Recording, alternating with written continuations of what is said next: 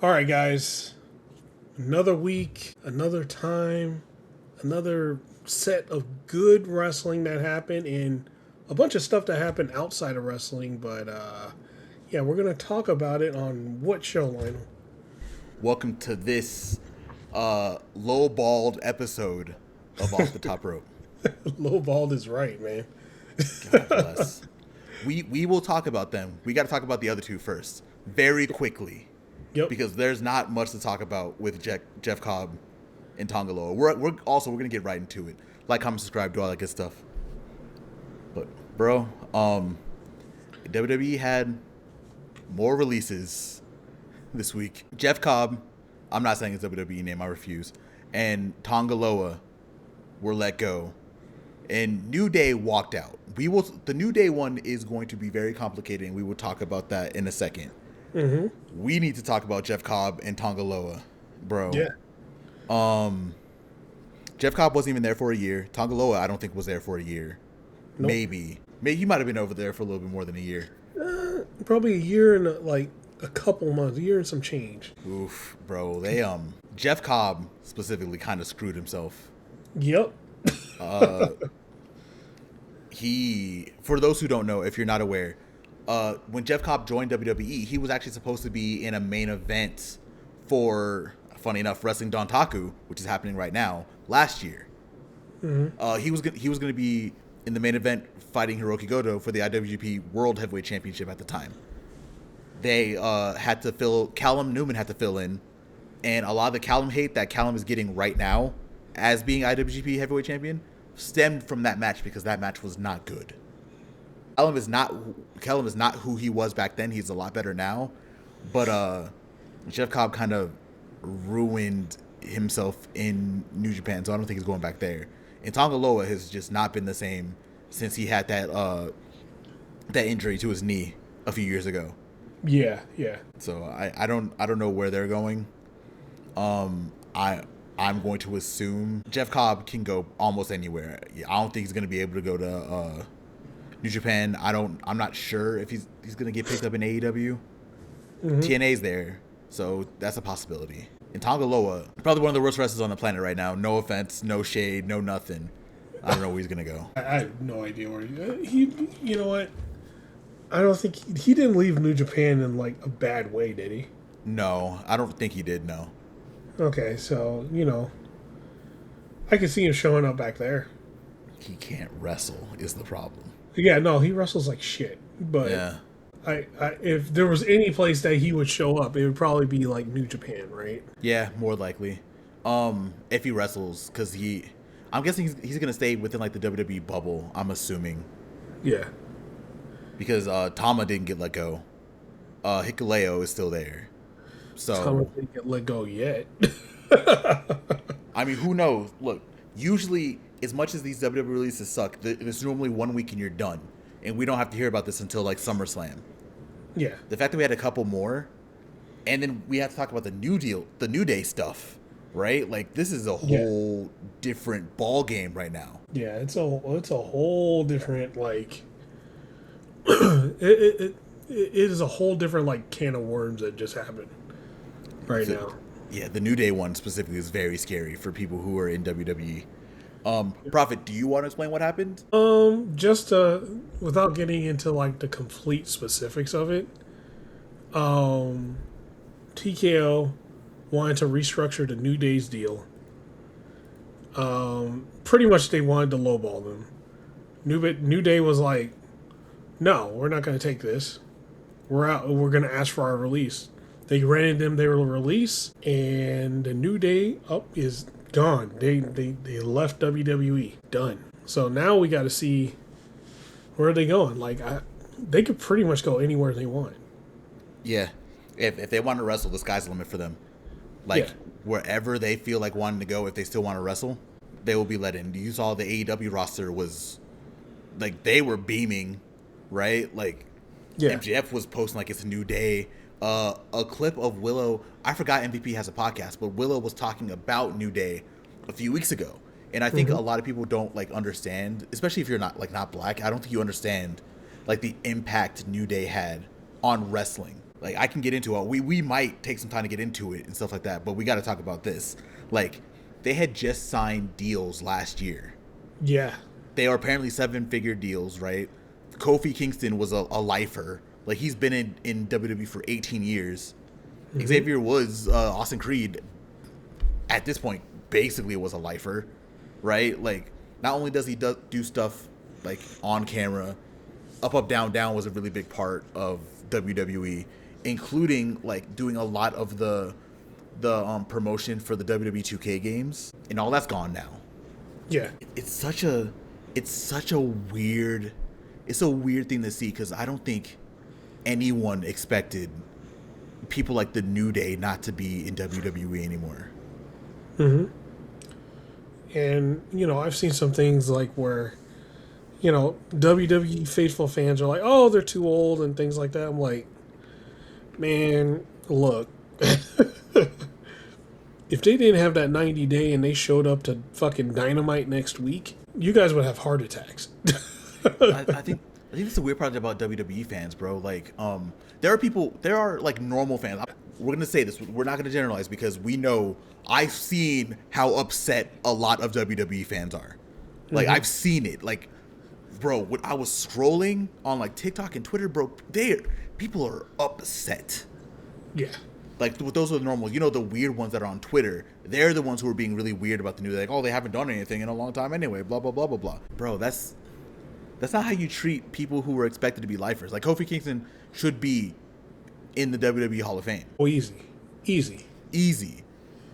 Like, I'm not gonna get to a whole spiel, but Kofi Kingston specifically has done so much for that company, bro. Mm-hmm. First off, how many black wrestlers do you see getting a WrestleMania moment like he got in 2019? Barely any. The only people that I can think of that had a really good WrestleMania moment like Kofi did was probably Mercedes and Bianca for main eventing, right? Like, Kofi should have been there for his whole career.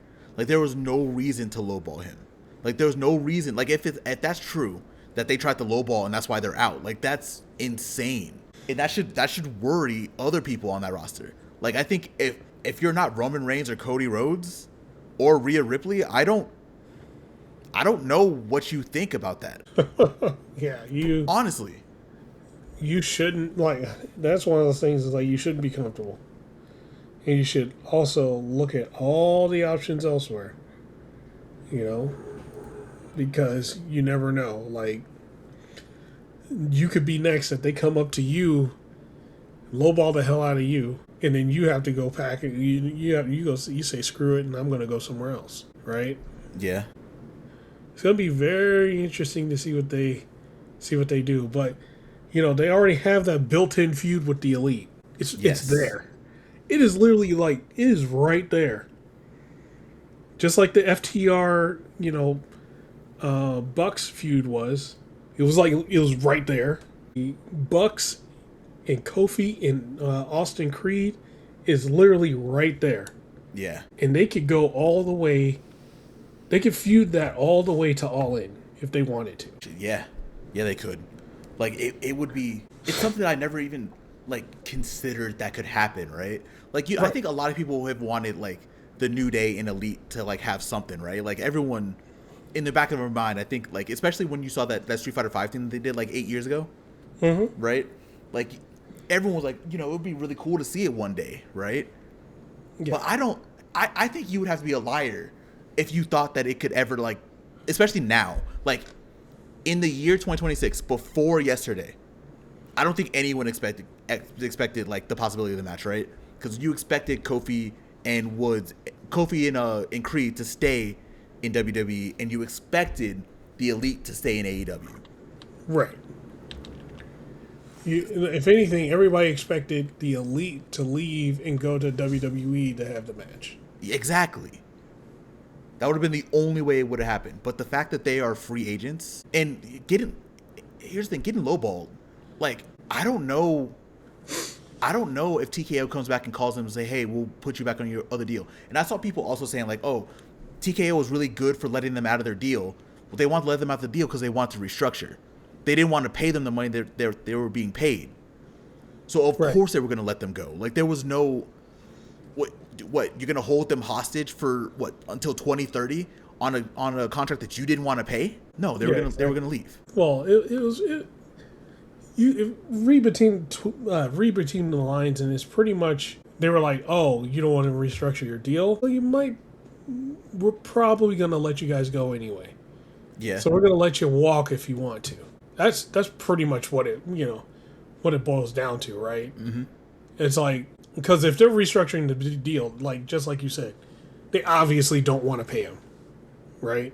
They don't want to pay them. They don't want to pay them what they're worth. So it's either get restructured or get fired. How do you want this to go? It's going to go one way or the other. So they were like, "Oh, you're going to fire us? All right, peace." Yeah, we're done. Like I said, I've said this multiple times now. It's such a weird thing that we're in this world now where Austin Creed and Kofi Kingston aren't WWE contracted wrestlers anymore. Yeah.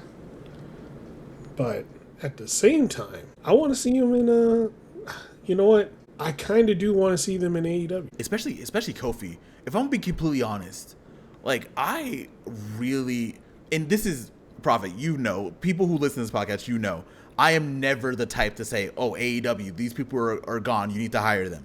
That's the last thing I do. We talked last week. Yeah, literally last week. Like I'm never that type of person. But if the New Day wants to come in, you gotta bring them in, right? Like you have to bring them in. Oh yeah, no, just like I said, they don't even need a fucking title match. They can just go straight at the Bucks, right? Yeah. And go all the way to All In. That match sells itself. God does it. The Bucks versus Woods and Kofi Kingston, or whatever he's going to be called now, because it's probably not Kofi, right? No, Kofi is his real name apparently. So Kofi. Oh, Kofi. He can be Kofi, but no one calls him Kofi Kingston. Everyone calls him Kofi. Yeah. So he might, if he does decide to wrestle, and I think that's the thing that a lot of people are missing too. Like people are just expecting them to once their 9 days up, just go somewhere, right? Yeah. It's very possible that they don't. Who knows? Right. Like that is a possibility. I definitely don't think that's expected. I think they're definitely going somewhere. Specifically, most likely, if anywhere, it would be AEW because that's the only place that can really fully pay them. I would expect it. Well, they can also do the Jericho thing, right? God forbid I mentioned Jericho, right? Yeah, but I get what they you're go saying. to Japan. They show if Woods and Kofi showed up in New Japan. What you know how crazy that would be? I mean, how surreal that is. People forget it, but that's where Moxley showed up first.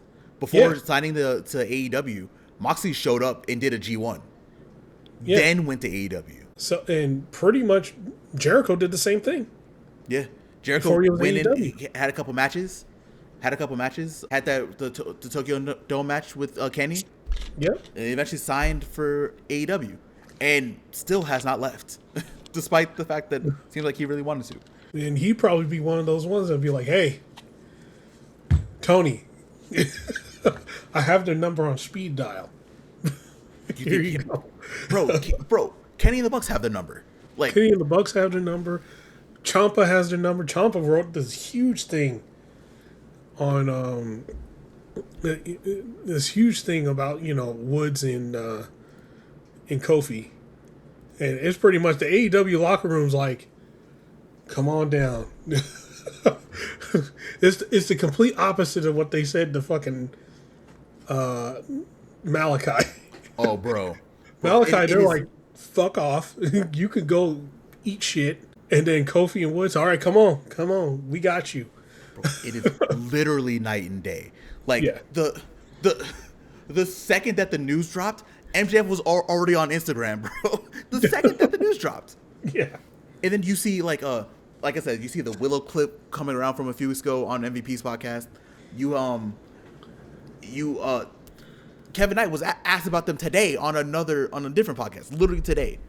Yeah. Right. Like you talked about Ciampa, anyone who's anyone has said something. The Bucks retweeted something about them. Like, yeah. bro, it's the only reason that the New Day does not go to AEW is because they did not want to be there. That's the only reason. Tony will throw a bag at them. Yeah. Like, shit, he's got the bag ready. It's all nice and shiny. It's in the corner over there. Bro, fucking, you know how much they paid Saraya? And look what the shit that she did in AEW. Bringing the New Day, especially Kofi with him not being outside of WWE for almost 2 decades. Same with Woods. Bro, exactly. Like, that's, you gotta do it. And if you remember, like, Woods was everywhere at one point in time. He was TNA, he was in Japan, he was like... Yeah. So, yeah, man, like, it's going to be interesting to see where they go. It's going to be fun speculating, but we'll see. Hopefully it doesn't end up like the R-Truth thing that happened, right? Yeah. Like, I hope they're smart enough not to do that because I'm not even going to get into that, but I think it would be better for them to go into AEW. I think the only way it were to happen, they'd have to get their old deals back, right? Like, I feel like that's the only way they would do it. And I am not fully sure, because we don't know what R-Truth took, right? Like, we don't know what he took to go back.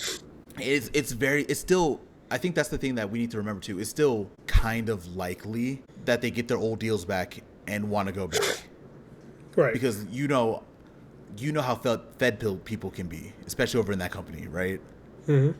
Like, we've seen people take pay cuts to go to WWE, right? Like, we've seen it over the last few years. Yeah. And I don't know if Kofi and Woods would do that because they just left off of trying to restructure. But there still is a potential that something happens and they go back. I don't think that's likely, but it's a possibility.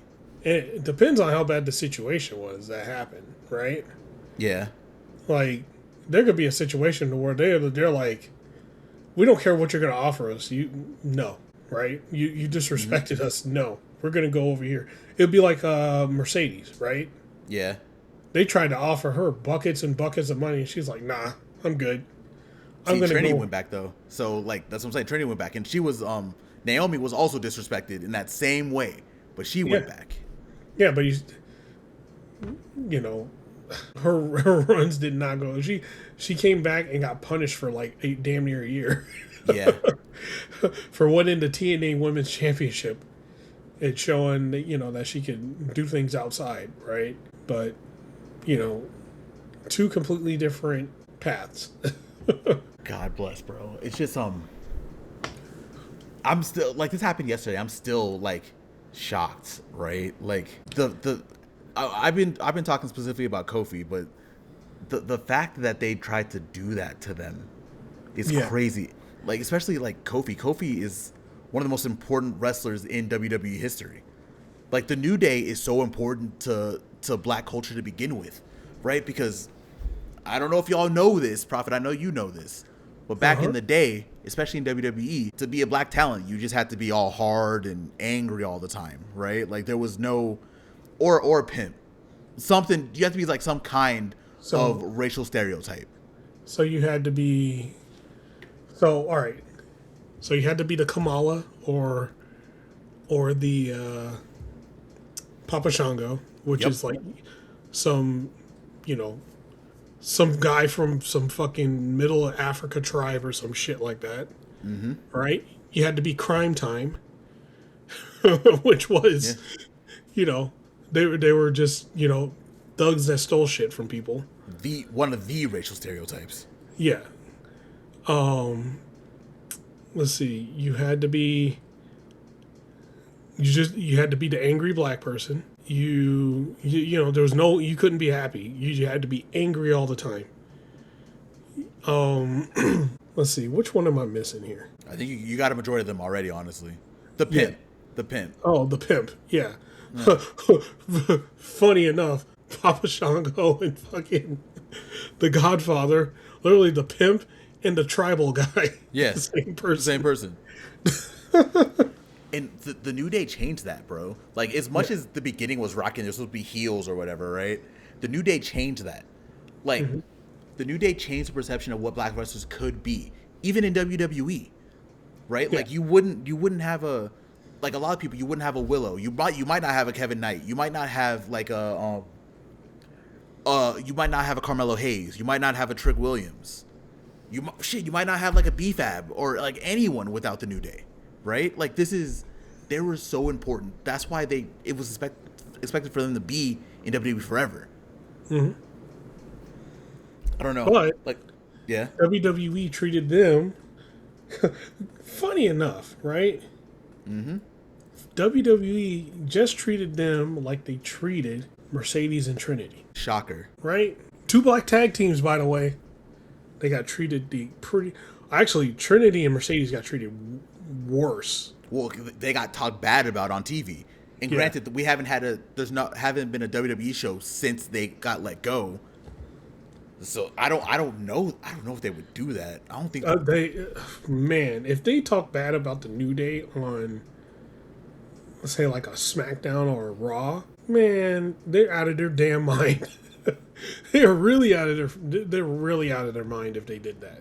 But I'll tell you what they'll try to do. They'll try to erase their history. Which is insane, because weren't they like one of the best tag teams in WWE history?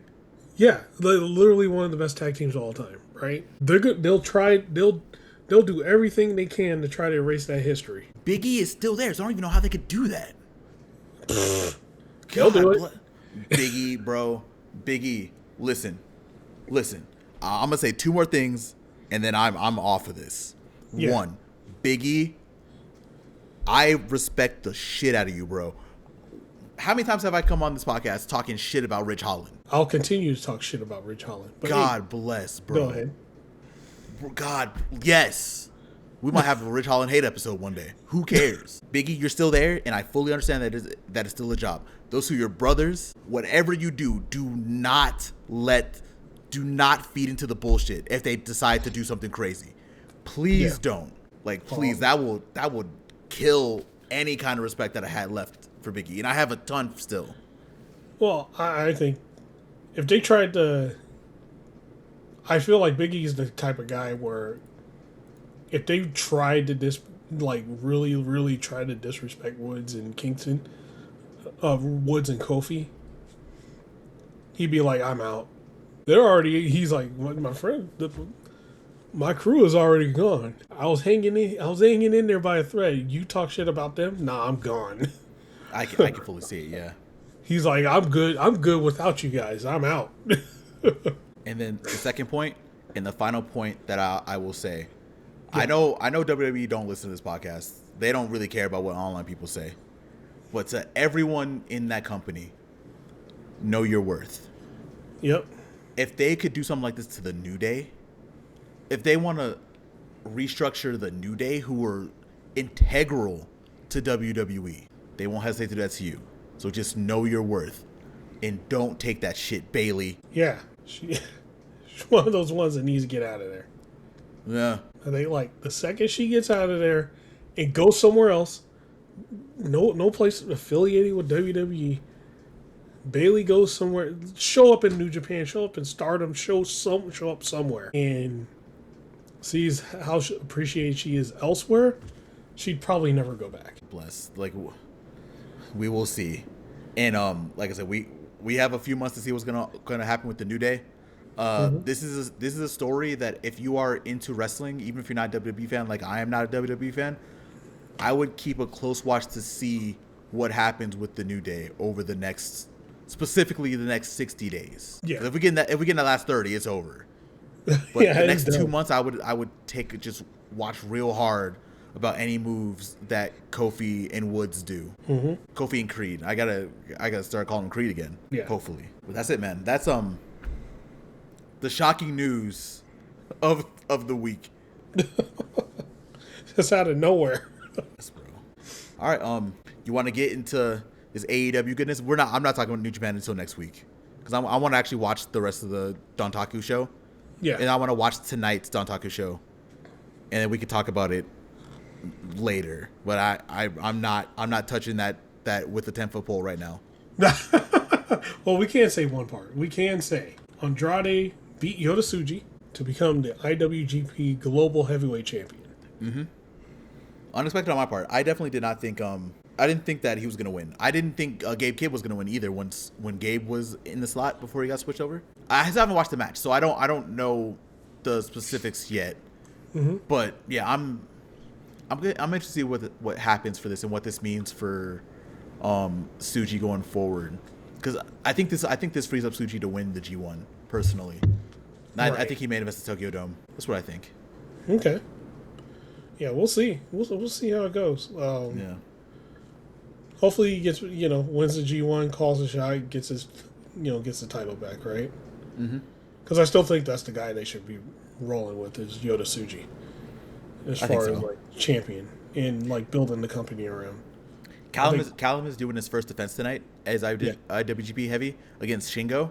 Uh-huh. And I know a lot of people are like really weird about Callum right now because I think they've only seen like 2 Callum matches. If you watched what he did through the New Japan Cup, if you watched him honestly since like August or after the G1 of last year, you'll see that he's not the same guy that he was this time last year. So this title defense should be really interesting to see how this goes. I for sure think he retains, and I'm guessing Ospreay's gonna die tonight. That's the assumption. Yeah, it might. Ospreay might have a problem, but who knows? He might be debuting that new style. No, he was on the show. That's the last match I actually got to watch before we hopped on. Funny enough, and he's still playing up like the New Japan thing where he's still in his normal style where he normally wrestles, and he's still doing the thing where he's like a little upset at the Empire for being heels because fucking bro. Okan we had 2 knockouts on the show, funny enough. Both young lions. Both young lions. Yudo Ice need one of the young lions, I forget what his name was now. Sorry. Off the top of my head. Knocked him out. Clean, smooth out. And then Great Okan grabbed the young lion's head and just started slamming him into the mat. And then he pinned him, but that one basically was done also. He literally killed him. Literally killed him. We had 2 young lion deaths tonight. Or last night's show. Jesus. We'll talk more about it like next week or something like that. But yeah, Andrade, a new IWGP Global Champion. I expect Callum to retain.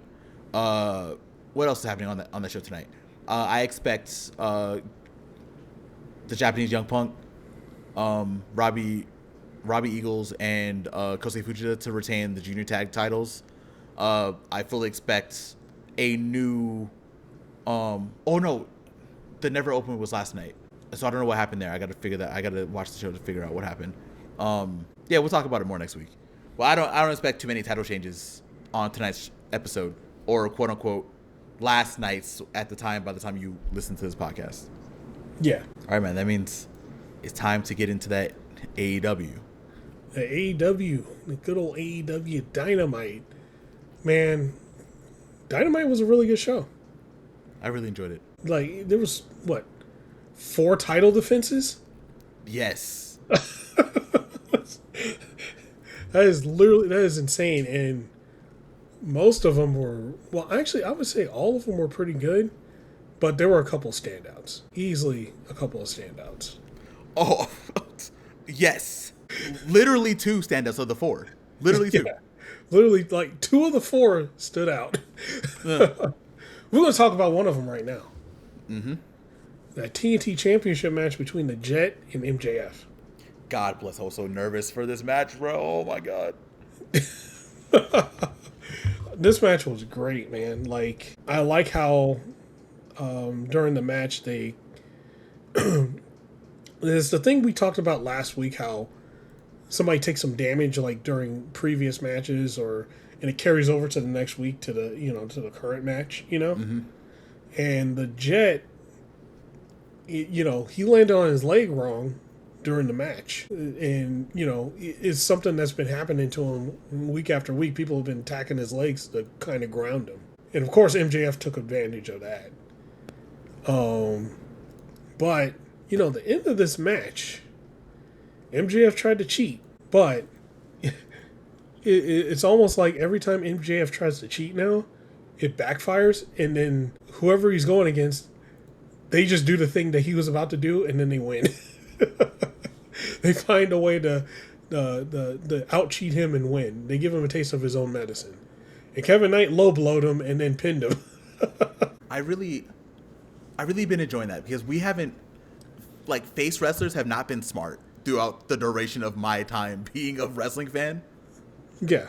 You know MJF cheats. I know MJF cheats. The referee knows MJF cheats. Like, we all know, right?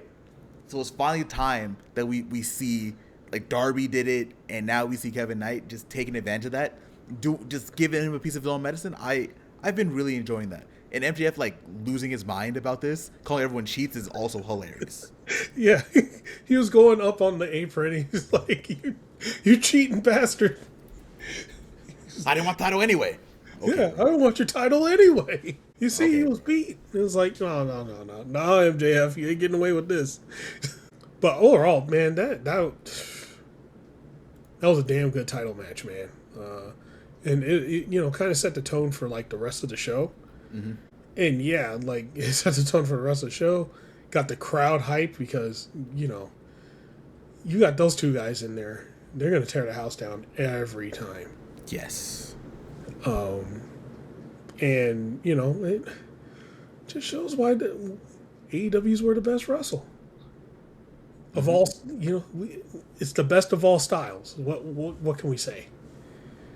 But yeah, man. But at the end of the match, right, he sees, you know, Kevin Knight, you know, he's kind of limping on his leg. MJF goes, screw it. You know, does the good old chop block to the back of the leg, and then starts trying to beat up Kevin Knight, and then comes down, and, you know, then we have Darby Sting coming down behind MJF's back, and then he hits him with the Scorpion Death Drop. You know, when MJF was up on the apron, he was like, hey, give me my rematch, Darby. And Darby, of course, is like, nah, I'm not going to give you this rematch. But I'm going to give the rematch to somebody else that deserves it. And he's looking right at Kevin Knight. Then Brody King comes out, stares down MJF and keeps going. And, you know, I know MJF was kind of scared of that. And Brody goes in and is like, hey, you might not make it tonight. you probably won't make it out the champ, and I'm going to be the new champ. And Kevin Knight, you'll be facing me instead. And Kevin Knight's like, oh, shit. He's like, I got a title match either way, I'm down. Yeah, I'm down, but oh, shit. Not sure I want that title match. It's that crazy asshole. But, yeah, man, it was it was all good. The segment at the end, the match, everything was great. What did you think, man? I really enjoyed it. Like, a little bit of the time I was, like, scared because I was like, oh my god, this is what MJ's going to use as collateral to get a world title shot. Like, this is what it's going to be. Uh-huh. Thankfully, I think they made the right choice and kept it on the jet. This is you know how Kyle Fletcher was running with the TNT Championship? We're starting to get that because he has another match on Saturday that we're going to talk about. That we will have to talk about. But it's really interesting to see them go to bat for the jet. Like, you could tell that Kevin Knight is the future. I think even when I saw him as a young lion, bro, I knew he was the future. And it just it finally feels like a company sees that. And that's why I'm low-key kind of mad at New Japan for letting that happen. Like, he could have been a top star over there, like, easily. But yeah, you know, he's getting there in AEW, and I think that's worth it. Great match. Just overall great match. Yeah. Overall, yeah, really good match. Yeah. But here's the thing. I'm kind of seeing a pattern here with Darby Allin. Mm-hmm. He's fighting everybody injured. Oh. So, like, he's everybody that goes. So all the opponents he's been choosing so far, minus the first one, right? Yeah. They all got injured, huh? Ciampa? Yeah, minus Ciampa. All of them got injured in a match before he challenged them, or took the challenge, right? Yeah. So, Brody King, his arm was fucked up. His shoulder and arm was messed up. Mm-hmm. The Jet, his leg is messed up. Yeah. But, like, he's kind of, I'm just saying, something I observed, he's picking and choosing injured people to do his title matches. Yeah. I think they're going to do anything with that? No. But it's true. No. That's what he's been doing, right? Like, yeah. He'll come out for people that have been wrestling that week and say, hey, you get a title match. Like, that's what he's been doing. He's definitely been only wrestling people who have gotten hurt. Also, like, trying to spite MJF, and he doesn't want to give MJF a title shot until he gives up something. What the fuck is MJF going to give up? Like what do you expect MJF to give up to try to get a title match? Like, come on, he's never going to challenge for the title again? No, he's not going to do that. He's not. No. So what do you expect? Is MJF just going to be, like, assed out? Because we're 3 weeks away from Double or Nothing, and it's expected that we're going to get MJF and Darby in some kind of form there, right? Mm-hmm. What is Darby expecting MJF to give up? And also, it is kind of, like, low-key, little messed up, despite the fact that MJF is a piece of shit, and we're never going to let that go. He is a piece of garbage. He doesn't deserve anything in life, but he definitely should get, like, a rematch. What Darby? What do you want from him? Like, you want him to give up an arm? Does he have to get injured in a match and then you'll accept it? Okay. You heard it here first, folks. Darby's only challenging injured people. So if MJF gets injured somehow next week, like his pinky toe or something, Darby's going to be right there to challenge him. You know what's funny? We're saying this now, and then after Darby beats Kevin Knight, he's going to challenge Roosh. Because Roosh has been getting put up, and Roosh has not been getting hurt in his matches at all. Mm-hmm. To try to throw off the scent of what they're doing. Like, they're onto us. All right, let's throw Roosh in there. But then Roosh is going to wrestle on Saturday, and he's going to, like, hurt his arm or something. Yeah. Because apparently people have been having a problem with watching Collision lately. I've been noticing that, but that's something that we'll talk about now. Yeah. Oh, man. So we had that. That was great. So we have, like, 3 segments in a row. Well, 3 little off promos in a row. Well, I call the Brawling Birds match a promo because it's pretty much the Brawling Birds just beating the shit out of somebody. Yeah, it was a squash. and my AEW messed up during that time. Like, I don't know. I don't think it was my internet. So I didn't get to. I had to go back and watch the match because, like, it messed up throughout the match, and I didn't miss anything anyway because it was, enhancement. So what's funny about the Brawling Birds? What's funny? They remind me of. What tag team was it? Stan Hansen and... Oh, geez. Was it Stan Hansen and Dr. Death? Or Stan Hansen and Steve Williams? Or Stan Hansen and... I think it was Stan Hansen and Steve Williams. Mm. Or... Anyways, it was an old All Japan team because they do all their same moves. That thing where they, like, do the double clothesline thing to somebody. They do that. They have that move. Of course, they do the heart attack, which, for all you guys know, that's the Heart Foundation. They do that move. I fucking love that move for their finish. But yeah, no, they're doing, like, all their stuff, and literally they're that tag team, and I think it's pretty dope. Yeah, they're at some point we're gonna get them in Divine Dominion.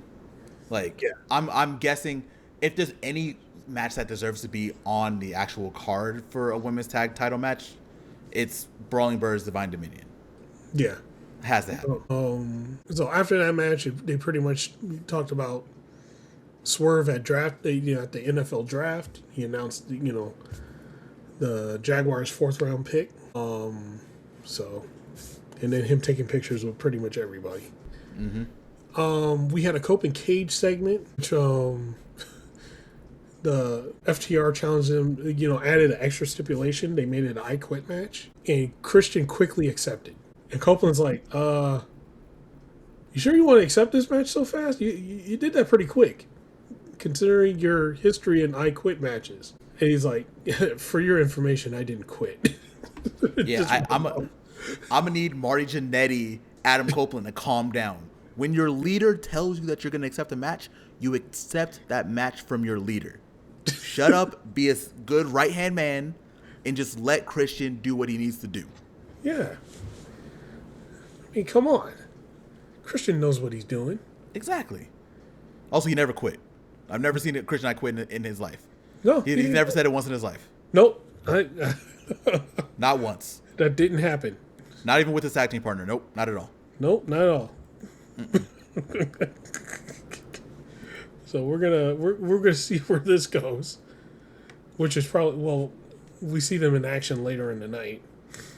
Yeah. But after the Brawling Birds match, we had the Triangle of Madness, and you know what? Hey, she's like, hey, the reason Tekla's like, the reason why we call everybody dumb bitches is because they are a bunch of dumb bitches in the locker room. So until somebody's not dumb, we'll or beats them, they won't stop.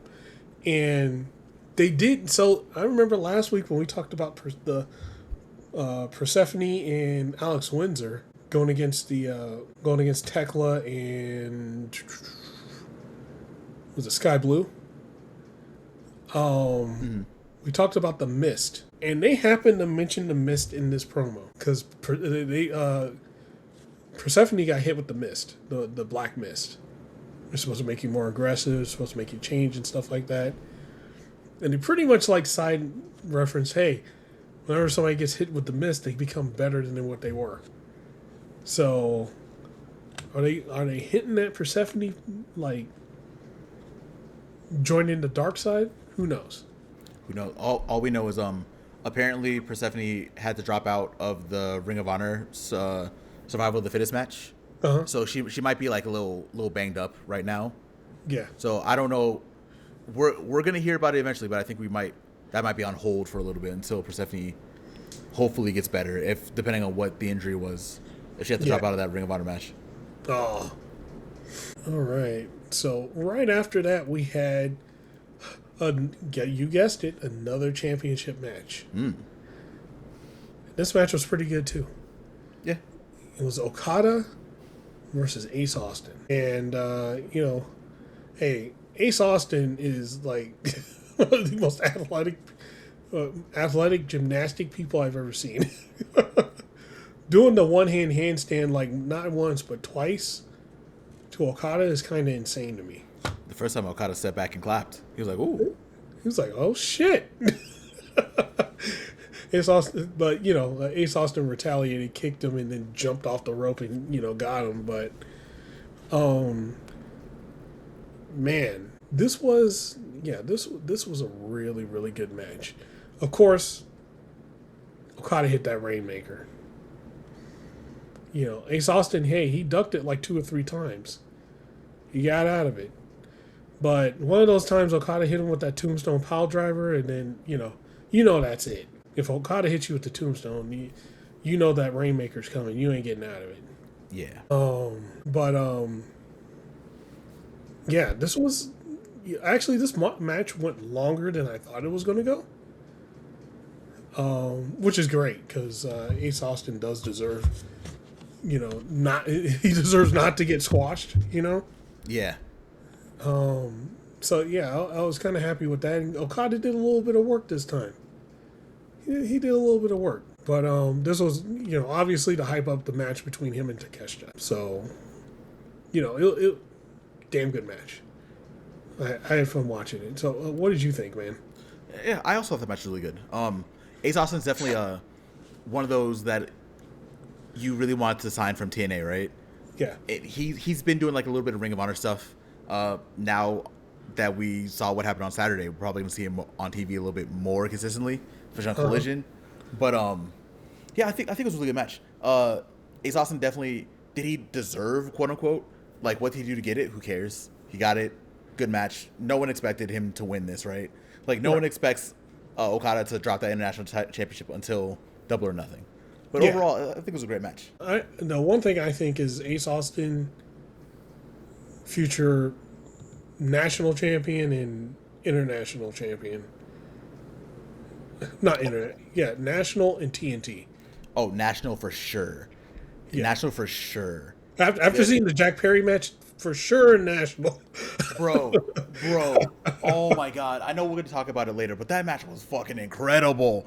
Oh my god. That match was straight flames, man. It was good. So fucking good. And he gonna wrestle Mark Davis again next week on that Fairway to Hell show. Oh god. Oh man. Mark Davis is killing everybody. Stop it. We'll get to Jack Perry when we get there. This match between Okada and Ace was really good. Yeah, I don't really have anything else to really say about it. Like, it was what happened was expected. We saw Takeshita come out, right? So, you know, it's all good. Yep. So right after this is the vignette that made people's heads explode for no other reason than. So wait. Let me lay it out first. Yes, please. So we're taken to a saloon, and you know we got those wanted pictures of Bandito everywhere, and the camera's going by, all the people are getting fucked up. They're getting the shit beat out of them. He's beating everybody up in the saloon. You see people just shit over their head because he beat the crap out of them with it. And then you see this guy with blood all over his head running out and running away. And Swerve pops out. And Swerve has blood on his hands and everything. And he is walking out. And he sees Bandito's wanted poster. And lights it on fire. And he's like, Bandito, I'm coming for you. Oh my god. So. Oh my god. Bandito and Swerve? Are you kidding me? But here's the thing. Here's the last part of it. The thing that was messing some people up is like, how did Swerve get to Bandito's most wanted? I'm like, guys, are you serious right now? You do know other people have visited there, right? Yeah, it's like, just a town. It's just like some random town, right? Like, anybody can fucking drive up to it. So, like, what? Brian Keith went there, right? Hechicero went over there. Mm-hmm. Who else? I forget which luchador went over there. There was one more luchador that went over there. All vignettes run on AEW, by the way. Like, it's not like it's like this magical land that no one can go to. It's literally a town that people can. It's probably like some town like between here and Texas, right? You just drive up to it, and Bandito's wanted there. That's literally it. There's nothing mystical about this town. Like, I'm not shocked or not surprised by how stupid people have been about this. About this, bro. People can't read. Yeah, you got a point. So I didn't see this. I didn't see that people were like, how did Swerve get there? I did not see that at all. Oh my god. Jesus Christ. No, hey, it goes all the way up to who was it? Meltzer or Alvarez or whoever. Like, it's like, come on, guys, you've watched this shit enough to know. Hechicero went there. Brian Keith went there. A few other people went there. All vignettes run on AEW. Well, fucking Alvarez was also talking about like, oh, I don't know what's happening between Ospreay and Moxley. Well, like, bro, you get fucking paid to watch the show, and you don't understand. All y'all are so mad that a vignette happened on Collision. Y'all are so mad that something important happened on Collision that now you need a recap on Dynamite. No, watch the fucking show. Especially if you're fucking paid to watch the goddamn show. Yeah, like, you're gonna talk about it every week. Watch the goddamn show. You know what? I'm gonna take a shot. This is why WWE is still so popular. Because they feed to the dumb part of people that they can't think for more than 5 seconds. Like, you have to have everything spoon fed to you. That's why people, when I see people talking about AEW, it's like, oh my god, like, this is great. Like, we don't, like, there aren't like 20-minute promo segments, and they're not this and that, like, because people need to be spoon fed, and that's the reason that they're on top, because this country is full of fucking idiots that can't read. That's the problem. No, the literacy rate of a 7th grader is really showing. It's real bad. Like, people can't read, they can't comprehend things. Yeah. Like the fact, where did they think this was? They think this was in Bandito's imagination? Like, It's just some town. bro, this ain't fucking TNA, bro. Like, what are we doing? This ain't though. Like, no, don't get me. You know what? I'll talk about that shit later. Because like, there's a TNA thing where it's like somebody literally got murdered on the show and they came back. Right? Shout out Ali. Yep. Shout out to Ali. Ali the bunny. She literally got murdered on that show, and now she's back. Well, you know, new TV deal, new life. So she wasn't killed on the AMC version of TNA. So was she actually killed? Oh, no. They even said she was totally dead. Ooh, yikes. Okay, never mind then. They said, everybody's like, "Aren't you dead?" Like literally on the show. No, she died. She was totally dead. Like 6 feet deep, already in the casket, cremated, whatever. She was dead. Yeah, she wrestled. Shout out Ali. I'm happy. I'm happy that she was able to land somewhere and wrestle again on TV. Shout out to Ali. Yeah, glad she's actually wrestling. Yeah. Now, really quick before we move on from Swerve and Bandito, though. Yeah. It's got to be for the Ring of Honor title, right? Like Swerve's going for the Ring of Honor title. He has to be going for the Ring of Honor title. I feel like he's going for the Ring of Honor title. Bro, Swerve is ROH World Champ. He's about to be. I know we haven't been talking about it in a while. If Swerve wins that title, they definitely got a fucking TV deal for sure. Somewhere, yeah. And they move. Oh, go ahead. No, go ahead, man. Sorry. They moved the the Honor Club. You can still do Honor Club, I guess, but it's on my AEW now. I think there's a potential, especially if Swerve gets it, and Swerve's been going everywhere right now. Swerve wins that title. I think the fabled TV deal that everyone didn't think exists, that low-key I'm starting to doubt at this point, might actually be a real thing. Go ahead. What were you gonna say? I was gonna say, there's been a lot of people showing up on Ring of Honor. It's dedicated now. They have that space where they taped like 3 weeks worth of shows now. Yeah. And they still do like a little bit here and there at tapings, from what I've heard. Mm-hmm.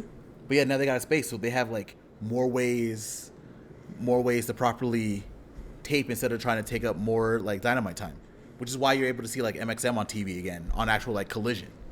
Yeah. They're not wrestling like 3 times in a night anymore. At least not on a Dynamite or Collision taping. Right. Well, shit. To list some of the names, Brian Keith and Big Bill, they're on Ring of Honor right now, just tearing it up. You got the Inspiration were wrestling on Ring of Honor. Shout out to the Inspiration for actually hitting Ring of Honor and doing their thing over there. I low-key forgot they were signed. Good on them. Yeah. MXM, of course. What was it? There's one more time. I remember seeing Okada and AR Fox wrestle a few weeks ago. Yep. They were on Ring of Honor. Like, there's just people everywhere in Ring of Honor right now. That's so interesting. It's pretty crazy. Something has to be happening, right? Like, they got that space. The space seems like it's a success. They're doing really good over there. Yeah. So I wonder, with Swerve going after Bandito, you have to assume it's for the Ring of Honor title. And if it is, well, Bandito's wrestling Blake Christian at a Supercard of Honor. So maybe after that, we get a Swerve and Bandito program. I'm assuming that's going to be mostly on Dynamite and Collision, though. I don't know. We'll have to wait and see. Yeah. So, yeah, I can't wait to see how this goes down, but I know that match is going to be insane. It's so good. Like, 2 people I can't miss, Swerve and Bandito. That match is going to be hitting on all cylinders. I can't wait. So after this, we had another segment, and we're in the Death Riders underground dungeon somewhere in the arena, because they don't train in rings. They train wherever the fuck they want. That's the Death Riders. So they were in the back with the training session.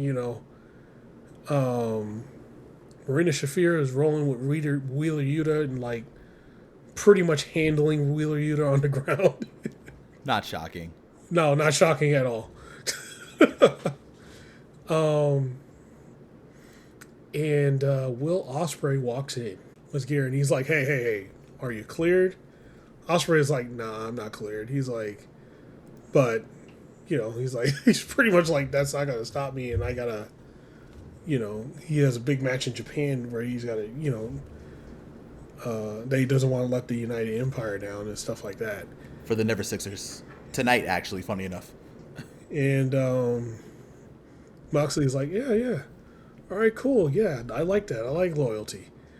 And then Moxley pretty much was laying it down to him. He's like, hey, I need you to forget all this bullshit that you had. He's pretty much telling him, hey, forget your problems, forget all that shit. When you here, you training. We're going to bring out the best in you. But you got to want to train, and you got to be, you got to drop all that crap. Drop all the baggage and all that crap that you keep carrying around, because that's the only way it's going to happen. It was a damn good segment. These Moxley segments are really, really, really good. But like after he was telling him that, Moxley, Will Ospreay is like, all right, cool, where's the ring? And Ospreay, but Mox is like, what are you talking about? We're training right here. And Claudio's getting his shirt off, and they're ready to go. And he kicks the cameraman out. And, we know they start training. So Ospreay's in his training arc with the Death Riders right now. But damn good segment. It was so good. I know we called the episode last week what you missed from like Ospreay and and Moxley, but I think people didn't hear it because they like this whole thing flew over everyone's heads. Everyone's saying that Ospreay joined the Death Riders. No, that's not what's happening. No.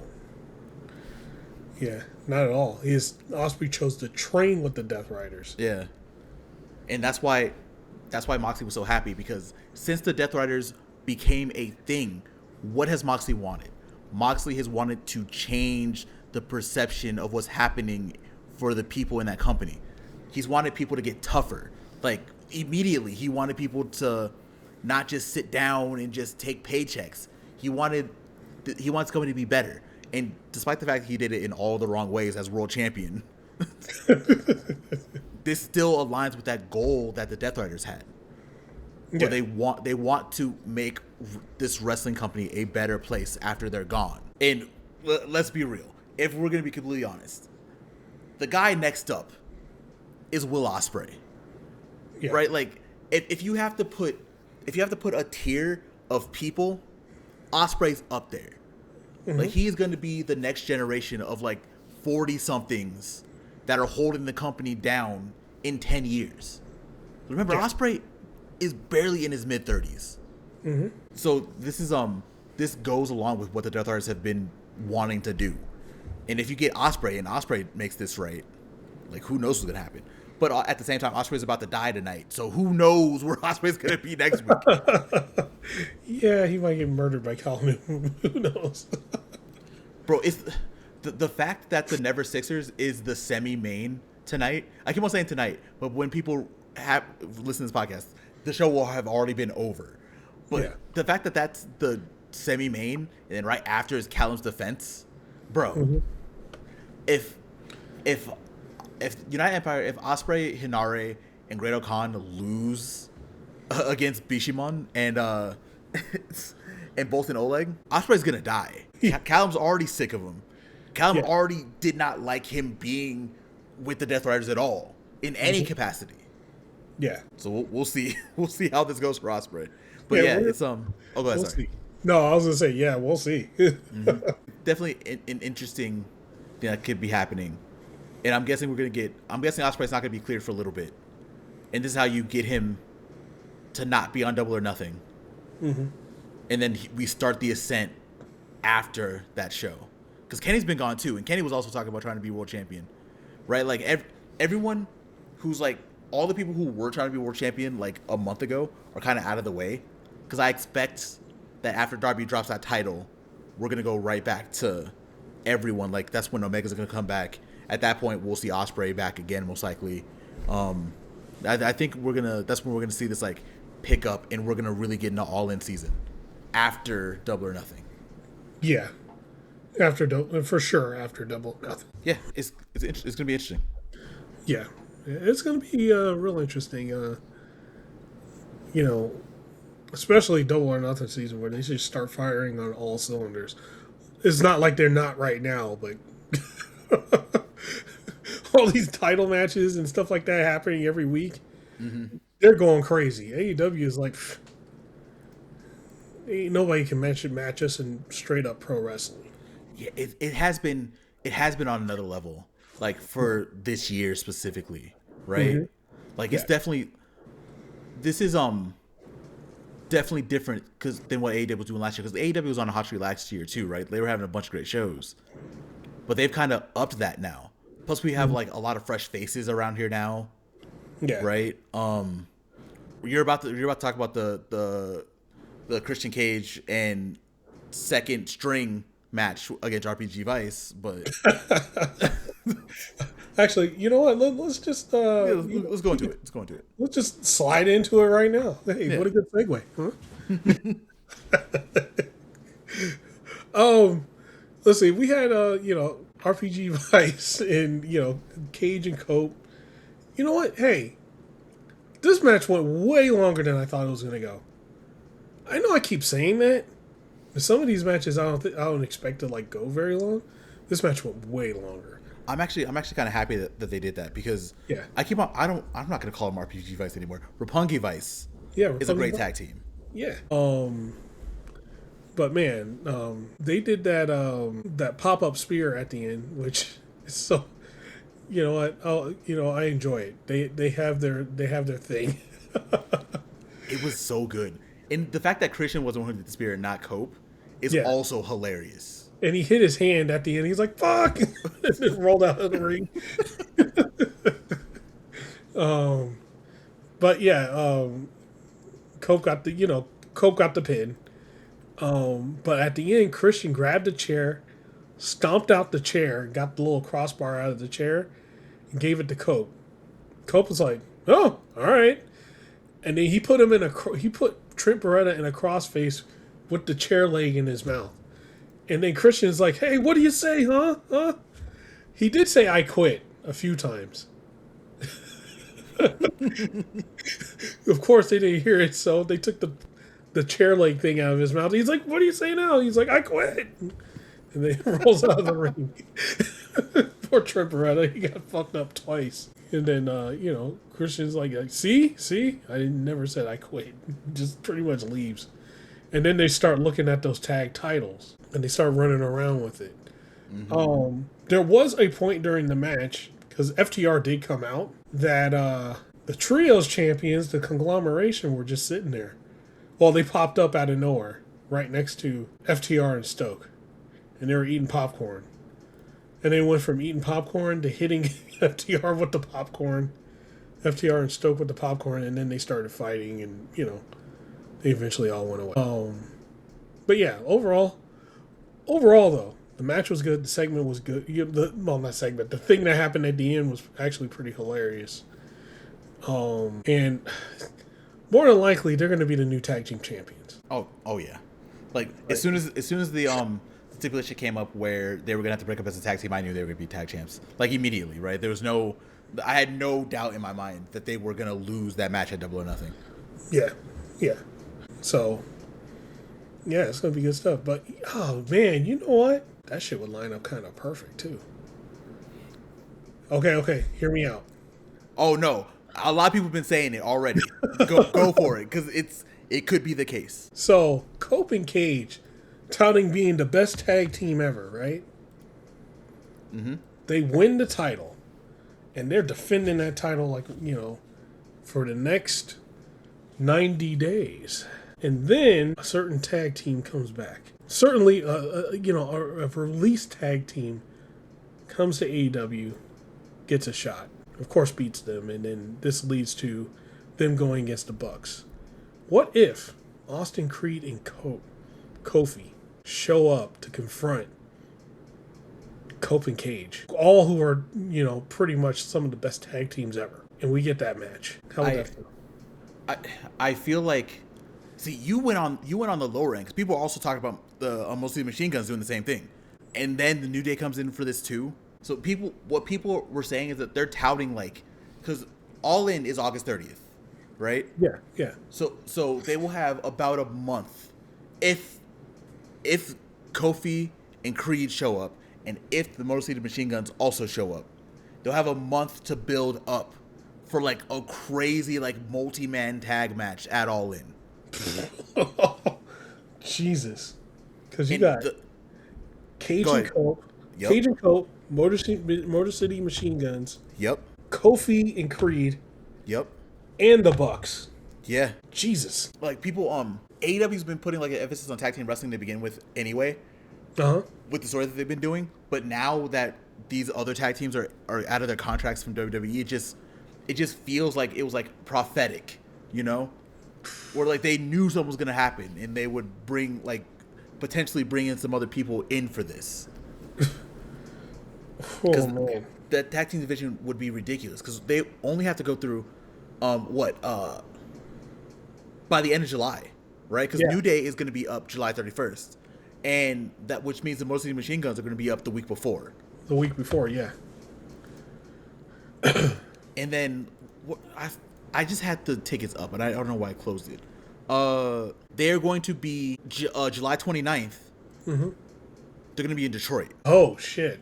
Motor City Machine Guns will be ready to go By that point, yeah. Yeah, boy. Yeah. So it just lines up where they can just do this because you can bring Motor City Machine Guns in for that Dynamite, and then we still have that new pay-per-view that's potentially going to be in between Forbidden Door and All In, right? Yeah. Because Forbidden Door is June 28th. All In is August 30th. Right. So it's potentially like a July slot in there for a pay-per-view. And we already have the name of it, right? What is it? Whatever that show was called. Whatever they trademarked earlier, like a few weeks ago. If it's Retribution, either somebody's a genius or somebody knew something was happening. I'm trying to find it right now. Redemption is the name. Either somebody was a genius or somebody knew something was happening. This was a couple weeks ago, before these layoffs even happened, by the way. How perfect can you get? And people are expecting that is going to be the bridge, because right now we're still at the point where we don't even have like the Owen Hart Cup, right? Like, so people are expecting or theorizing that Redemption is going to be where we really cement the last pieces of the build for All In. That's where we might get the Owen Hart Cups there. We might see what we're going to happen for the tag titles. And at that point, the people are expecting it to be in July for that pay-per-view. Yeah. So it is very possible that most of the Machine Guns will already be there. It's probably not going to be enough time for the New Day, but New Day can show up after, like at any point if they do decide to show up. Yeah. Like it's just like I said, prophetic, bro. Like it's insane. Yeah. Like the way that everything's like kind of lining up. Mm-hmm. And the way that people are leaving, because Redemption, that doesn't even have to be just for Motor City Machine Guns, right? Fucking people can call on Kyrie, because people have been calling for Kyrie to join AEW. Who else got let go? Bo Dallas? Yeah, the potential, like Bo Dallas, he could show up, right? Like and I'm not calling for people to show up. I'm still not doing that. The only people I'm calling to show up that need to show up are the New Day. But it's just insane that this is lined up the way that it did. It's like so weird. Yeah, it's kind of insane, man. Like if that all lined up and all that happened, that's crazy, right? Like the Motor City Machine Guns like suddenly showing up in Detroit on an AEW pay-per-view or AEW show in Detroit. That just writes itself. And Kofi and Creed, all they have to do is show up. They don't even have to wrestle that time that they show up. They just need to show up. Yeah. Right? You know what they can also do too? If they really want to be crazy, remember, Ricochet debuted at All In as a surprise. The worst kept surprise ever, but yes, as a surprise. And they've done a tag team casino gauntlet before. Uh-huh. That's also a possibility. Like it's so weird that like all this is happening right now. Like it's crazy. Man. Yeah, so pretty much about 2-3 months from now, we'll say 2 months. 2 months from now is going to look very different. It's going to be very crazy. Especially if people are expecting, like if AEW does sign some talent that got let go, easy wins, right? Because they're all going to be done mid-July. They're not even going to be up mid-July. Yeah. That's it. There's a lot of easy wins.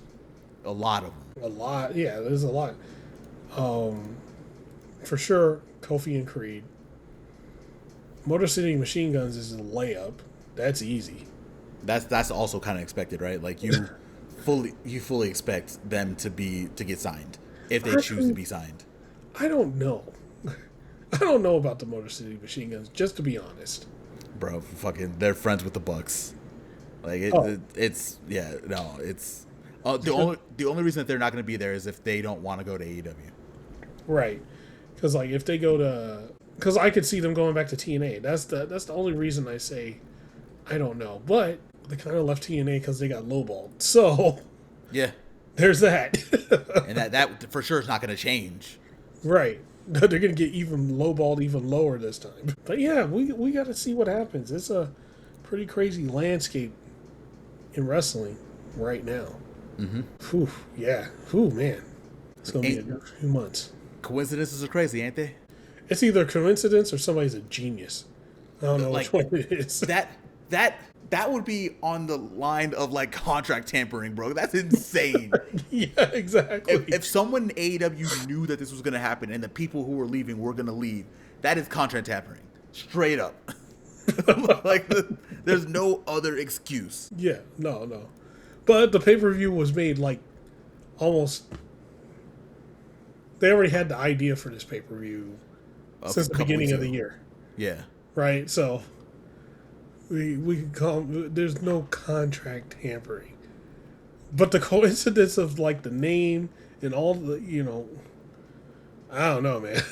It's pretty crazy. It's insane. Yeah. All right. Oh, man. Yeah. The more I think about it, I'm like, oh, goddamn. Ain't it crazy? Like I said, it just works out in a really crazy way. Like it can, if AEW wants to do this, it's very possible, and they already have the stuff in place for it. They've already had it. The way that Forbidden Door is shaped up, the way that's happening, like where it is, the way that All In is happening a little bit later, like it shapes up in a very, like a perfect little puzzle. Mm-hmm. Yeah, man. Whew. Okay. We gotta get on with the show. Mm-hmm. We gotta move on. What better way to move on than Jericho getting his ass kicked again? Yeah. So Renee, she asked Jericho, if, Ricochet was right that the Rico salt is better than the Lion salt. It is. And he beat Jericho twice with it, and then, Jericho's like, imitation is the sincerest form of flattery, but he's not flattered. And he's pissed off. And just as Jericho said that, the Demand blindsided him and beat the crap out of him. And, hey, Ricochet was getting in his face. He ripped off that shirt. He's like, hey, you think this shit's a joke? He's like, I told you to get out of here before you get hurt. And him and the man beat the crap out of him. And Jericho... he asked him, hey, is this the return that you wanted? And Jericho said, eat shit, bald. And the Demand, he's like, get him. The Demand just threw him into a thing, and Jericho was just left laying. And Ricochet, he saw this little pad over there. He jumped up and did a backflip like nothing. He doesn't even need ropes to do that, which is fucking insane. And then he's like, "Nah, you ain't worth it," and then leaves. So decent segment. Jericho got his butt kicked again, which is going to lead to Ricochet losing at some point, but we'll see. This should already be over, but that's fine. Yeah. Let Ricochet do something else. Ricochet can be doing anything else right now. He could be. He could be going for his national title back. He can be doing it. They could be going for the trios. Mm-hmm. Anything else other than Jericho. Hopefully, it's probably going to end at Double or Nothing. Oof. Did we need Jericho back for this? Like he's just getting beat up every week. This is what he came back for. That's fine. I need Big Bill and Brian Keith to beat him up too. They can do that in Ring of Honor. We all do that together. So after this, we had the AEW Women's Tag Team Championship match. And this is one of the other best matches of the night. Match of the night, by the way. Yeah. Man, look. They're calling Lena Cross Colossal Lena Cross now. Which I think is great to go with the Megasis, but it was Megan Bayne and Lena Cross versus Divine Dominion versus Hikaru Shida and Kris Statlander. This was a fucking match, man. Man.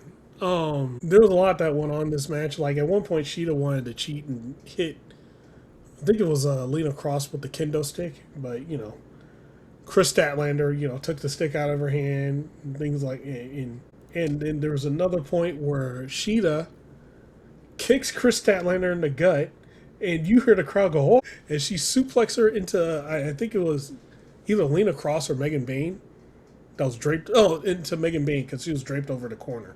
Mm-hmm. And everybody thought that was the point where the turn happened, but it didn't happen yet. Kris Statlander was stunned. She was like, "What the hell is going on?" Yeah, there was a lot of Kris Statlander this match. I'll say that. She was fighting off both Lena Cross and Megan Bayne. There was at one point where she just did the double Hurricane Rana to both of them. Got both of them and did the Hurricane Rana to both of them. I was like, damn. And Shida hit that nice Falcon Arrow to Lena Cross. But in the end, they were fighting Divine Dominion. Pretty much the Lady Road Warriors. So they got ended. I did not know their move was called Divine Intervention. So yeah, they hit Shida with Divine Intervention and pinned her at the end. And of course, Divine Dominion wins. They're going to be moving on to wreck the rest of the division. Who's next? Who's next for Divine Dominion? That's the question. But yeah, literally the best matches of the night. If not the best match of the night. Easily the best match of the night. You know what bothers me? What's that? Why is Darby Allin, who can't talk, able to wrestle and defend the title every week, but Kris Statlander, who also can't talk, couldn't defend the women's title every week? The Stat's strongest point is in ring, and she's literally not wrestling enough at this point, bro. Because I've come on here and I've said some vile things about Kris Statlander. Well, I remember during her championship reign, that was the point that I brought up. That Kris Statlander is one of the talents that we said it. She does not have the best talking skills, but her in-ring skills are ridiculous. Why didn't they have her wrestle more as champion, bro? All she had to do was wrestle. That's it. It's fucking AEW, bro. All she had to do was wrestle. All she had to do was wrestle. Like, that's it. That's all she had to do all they had to do was book her matches every week, right? Literally, like. We could have even done like once every 2 weeks. Anything. She's one of those ones that would benefit from that Orange Cassidy international title run that always mentioned as one of the pinnacles of AEW title runs. It's literally the run that Darby Allin's doing right now. Yeah. Literally, bro. Like, they could have done it, and they chose not to. Yeah. Well, shit. Tekla's closer to having that run. Tekla wrestles more than Stat does. Yeah. I don't know. It's frustrating. But other than that, match was fucking incredible, bro. It was so good. Yeah. When Shida suplexed Stat, I was like, oh shit, it's over. It's over. Yeah. It's for sure over. It's about to fall apart.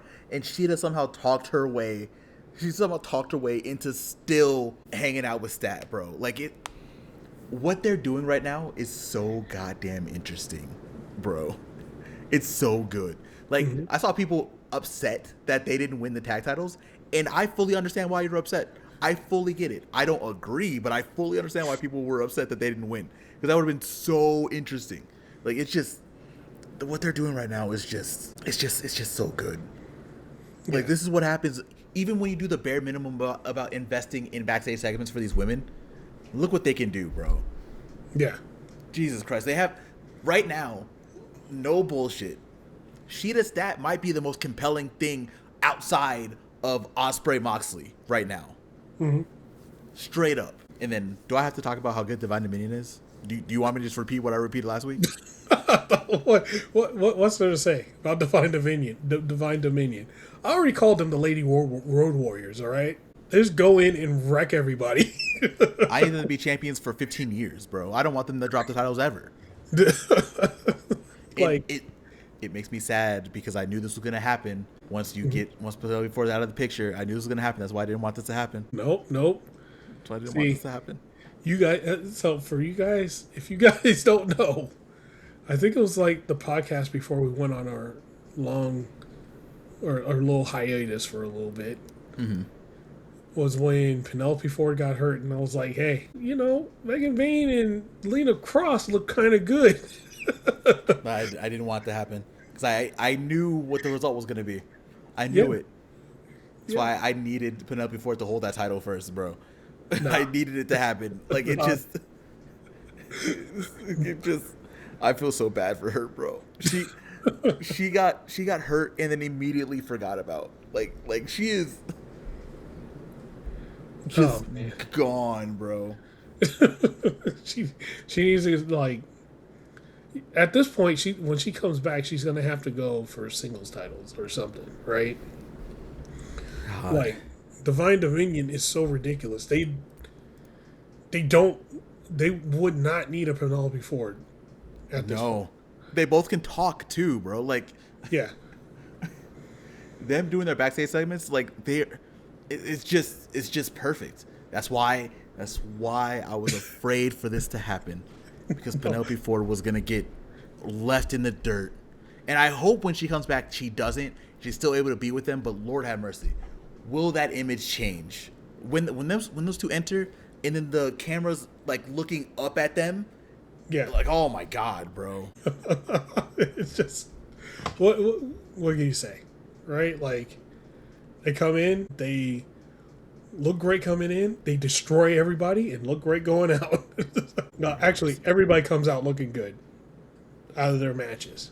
Yeah, no, they're right now, like, they're like the perfect tag team champions, bro. Like, they've done so much for that division already. Mm-hmm. Even with, like, the limited events that they've had, right? Like, they made Heian and Maya World look incredible. It's not hard to make Stat and Shida look incredible, but they did. They even got, like, a several match out of Harley Cameron. Mm-hmm. Right? So it's just they're great.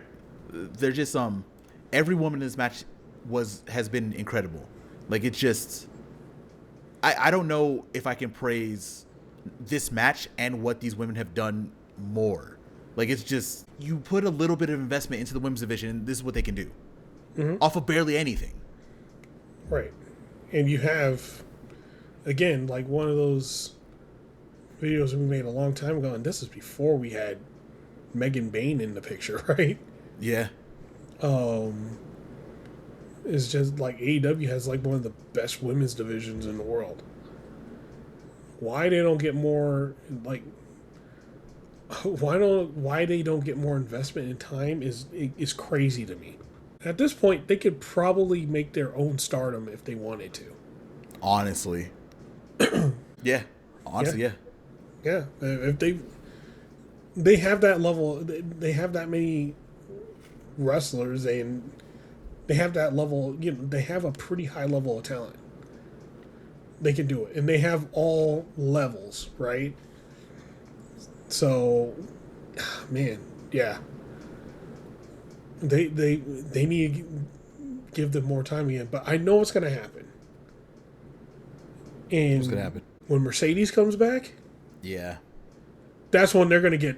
That's when their time is going to shoot through the roof. You're going to get 3 women's matches on the card, you know, on a normal show again, whether it's Collision or Dynamite. You're going to get, you know, more stories, more investment, all that stuff. The second Mercedes comes back, which is the power of Mercedes Moné. the fact that one of the main stories on AEW's women division right now, which is also part of the Shida Stat stuff, is still around Toni Storm, who has not been on TV in months. Right. Well, she's not going to be on TV until next year. Yeah. So it's just the fact that that we're missing both Toni Storm and Mercedes, and Toni Storm's still like the focal point of the build for women. Like you said, once Mercedes comes back, yeah, sky's the limit. We're actually going to get proper like matches. It's not going to be like, if we get 2 matches, one of them's not going to be a squash. We're actually going to have proper matches for the women's division again. Because the women are showing, even without Mercedes and without Toni, that they deserve to still be invested in. And it sucks that they aren't consistently, because whenever they show up, they show out.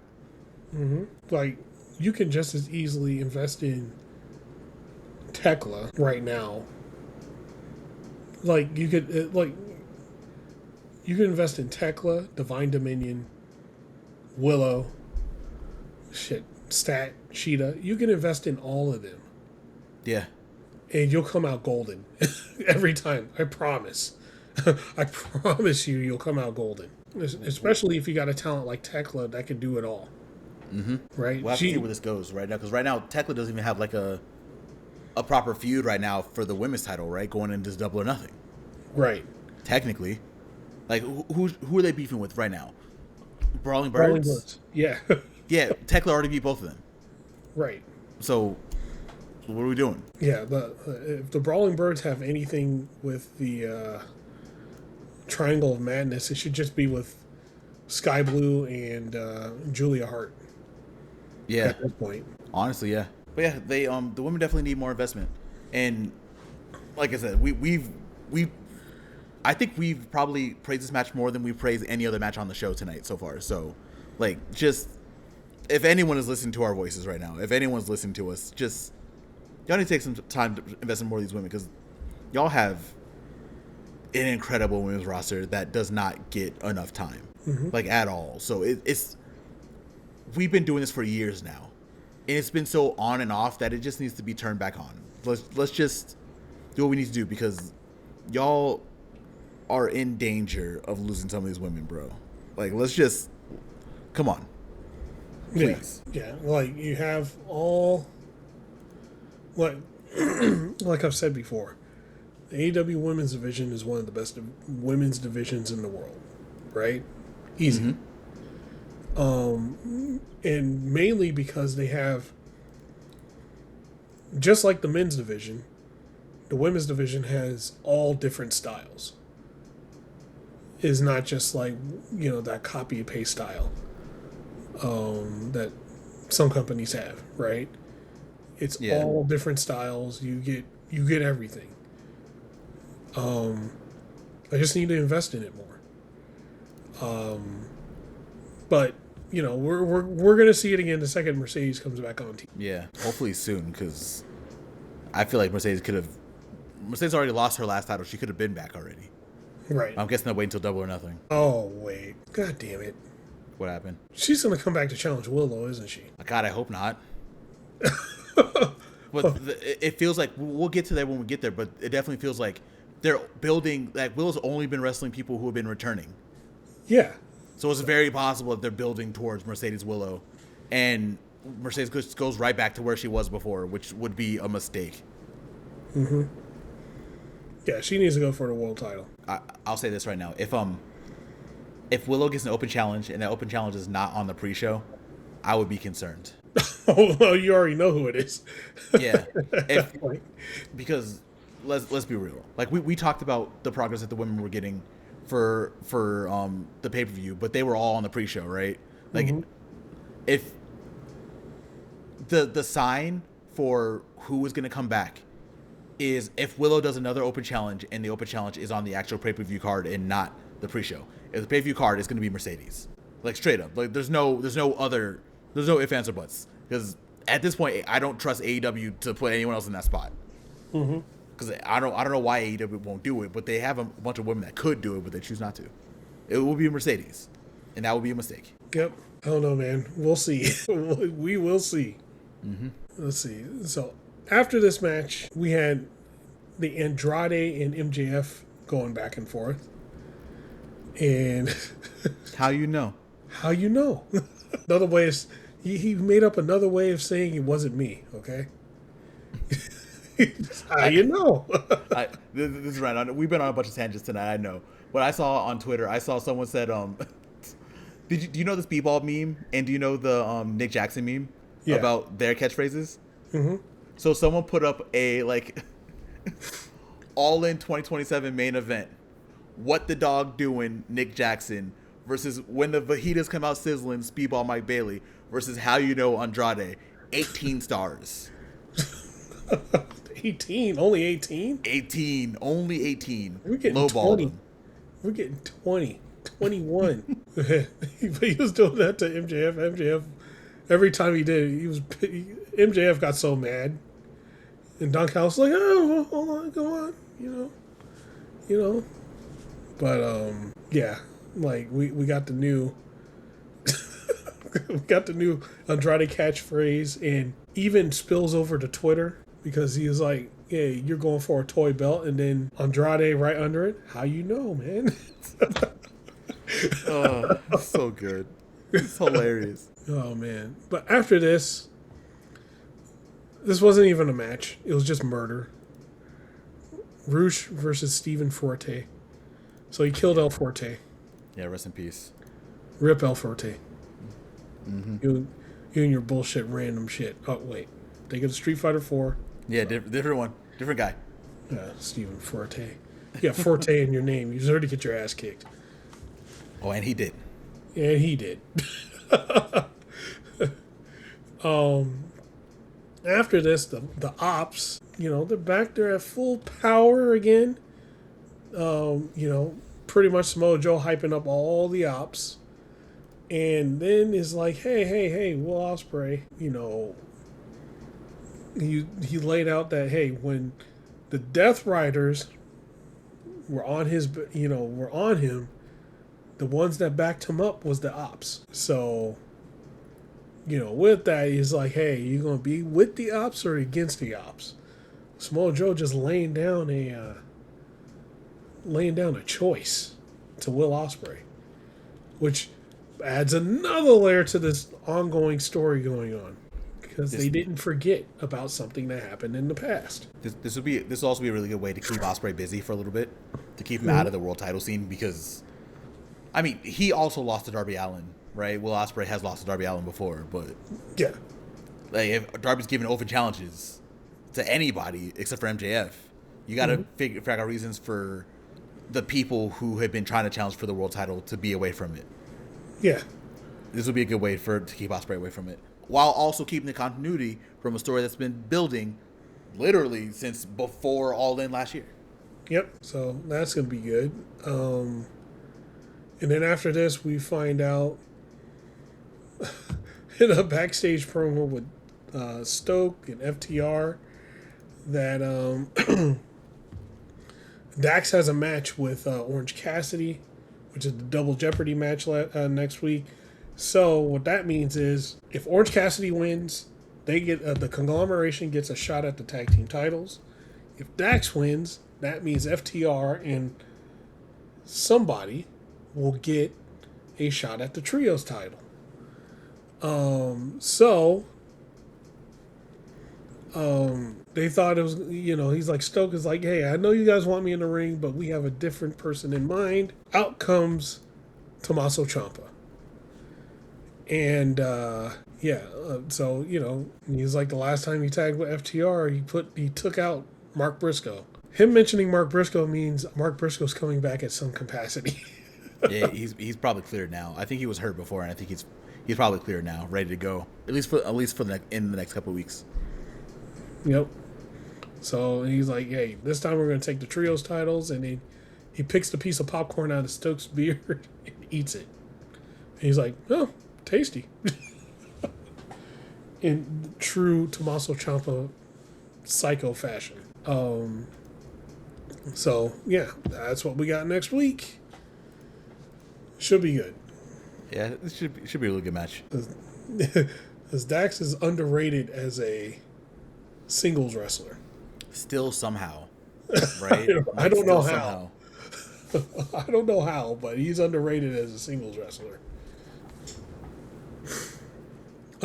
So finally, we have the AEW World Championship match between Darby Allin and Brody King. This went very differently than I thought it was going to go. It wasn't.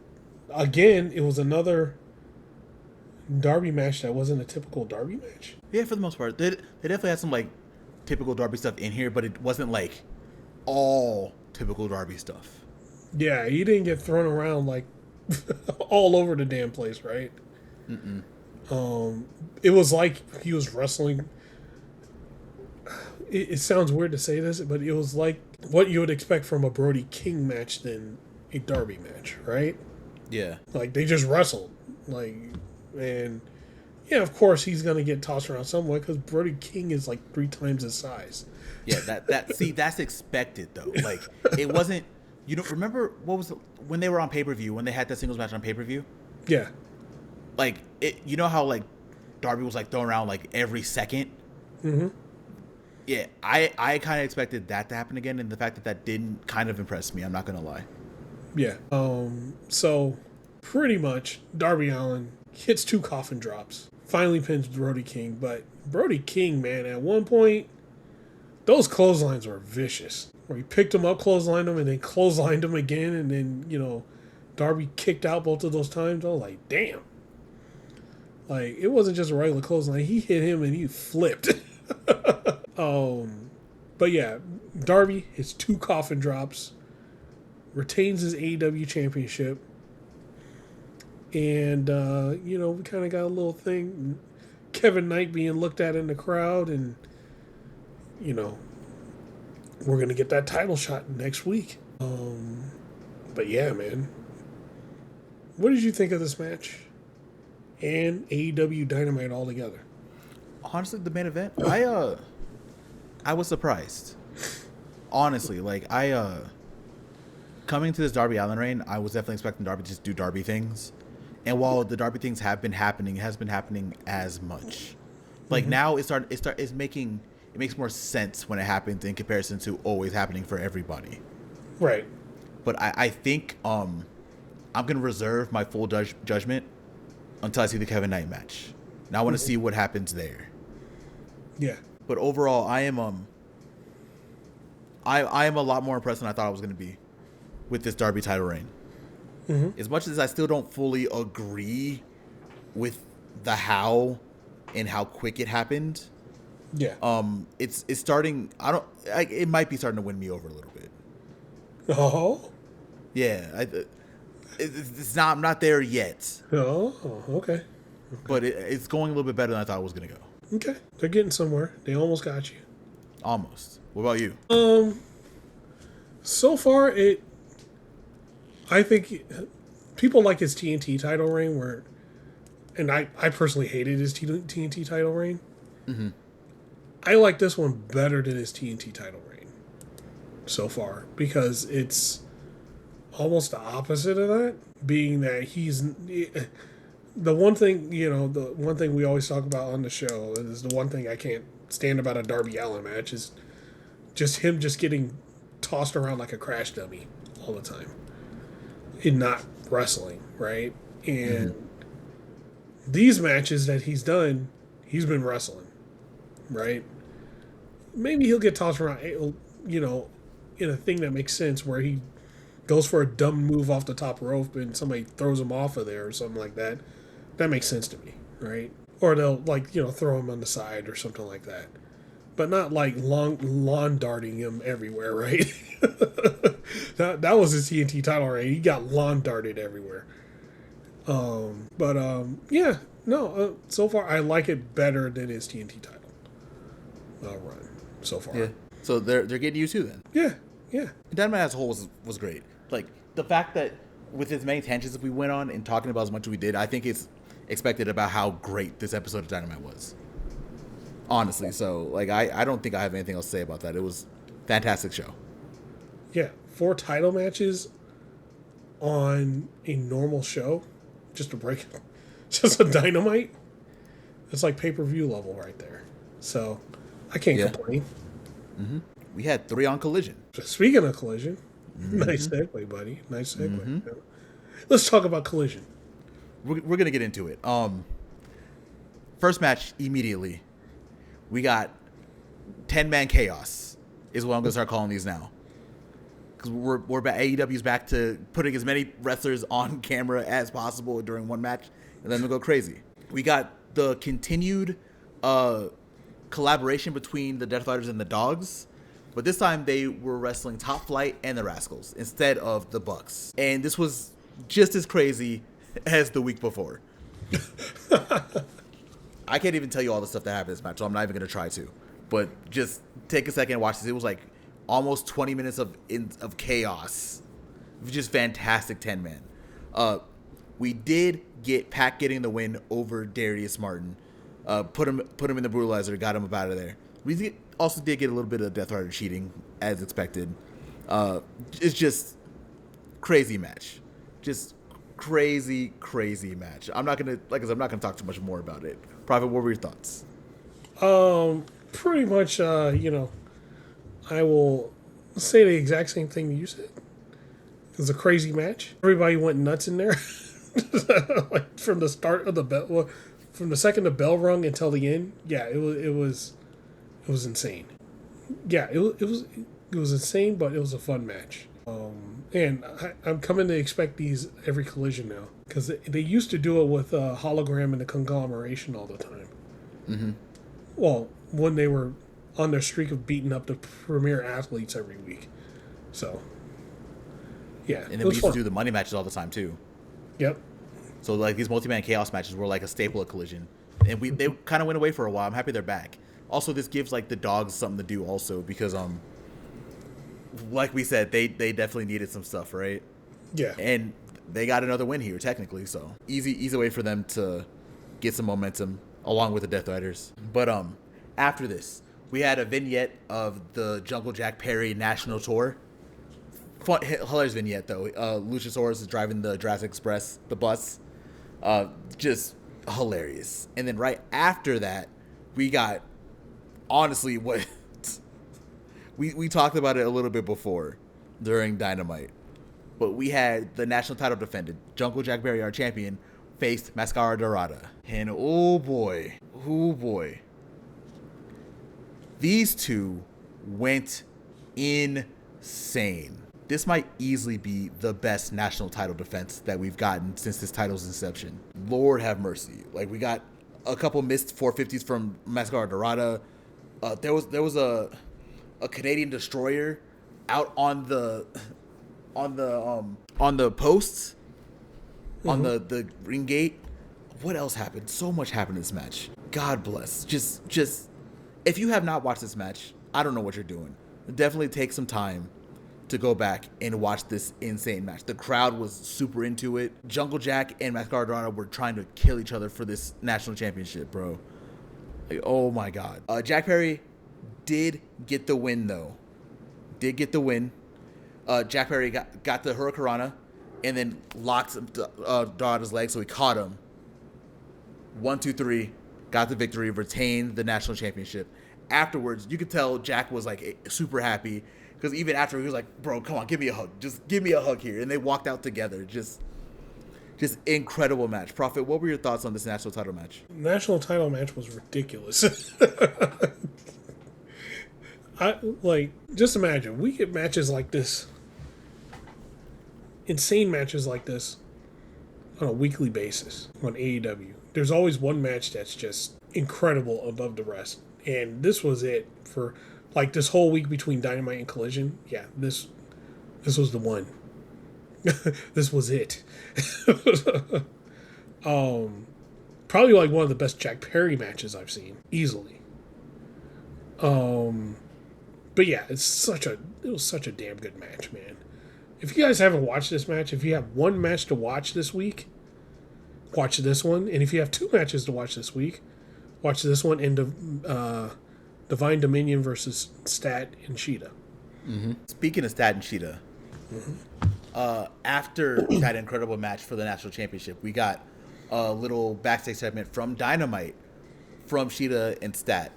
Shida was trying to apologize. Stat threw her against the wall, covered her mouth, and was like, yo, enough is enough. Like, we cannot keep doing this. And Shida was just trying to apologize. Like, I'm so sorry. Ran off. And Shida was like, oh, no, I'm going to make it up to you. I'm going to do whatever I can to make this up to you. We'll talk more about them later, but did you have any thoughts about this little backstage segment before we move on? They are definitely moving that story forward, huh? So that turn, when Shida finally turns, is, like she hasn't already. She's already turned, but when it actually fully happens, it's going to be great. But who knows? Stat's been known to turn on people too. Yeah, maybe Stat turns on Shida. I was actually about to say, you know what's really weird about this whole situation? Mm-hmm. Shida attacked Stat during their tag title match, like directly in her face. Like there's no mistaking what happened, right? Mm-hmm. Also, she has been trying to tag herself in all the time and everything like that, right? Like a lot of things that were happening were Shida's fault about why they lost, and Stat was still like kind of hearing her out a little bit.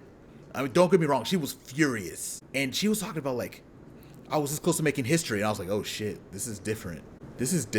So you're still gonna accept, and we find out later that yeah, she's still accepting what's going on, even to the confusion of like other people. We'll get to that segment in a little bit, but that also made me look at Stat a little bit different too. I was like, Stat, why are you still going along with this? What happened? Stat, what did you do?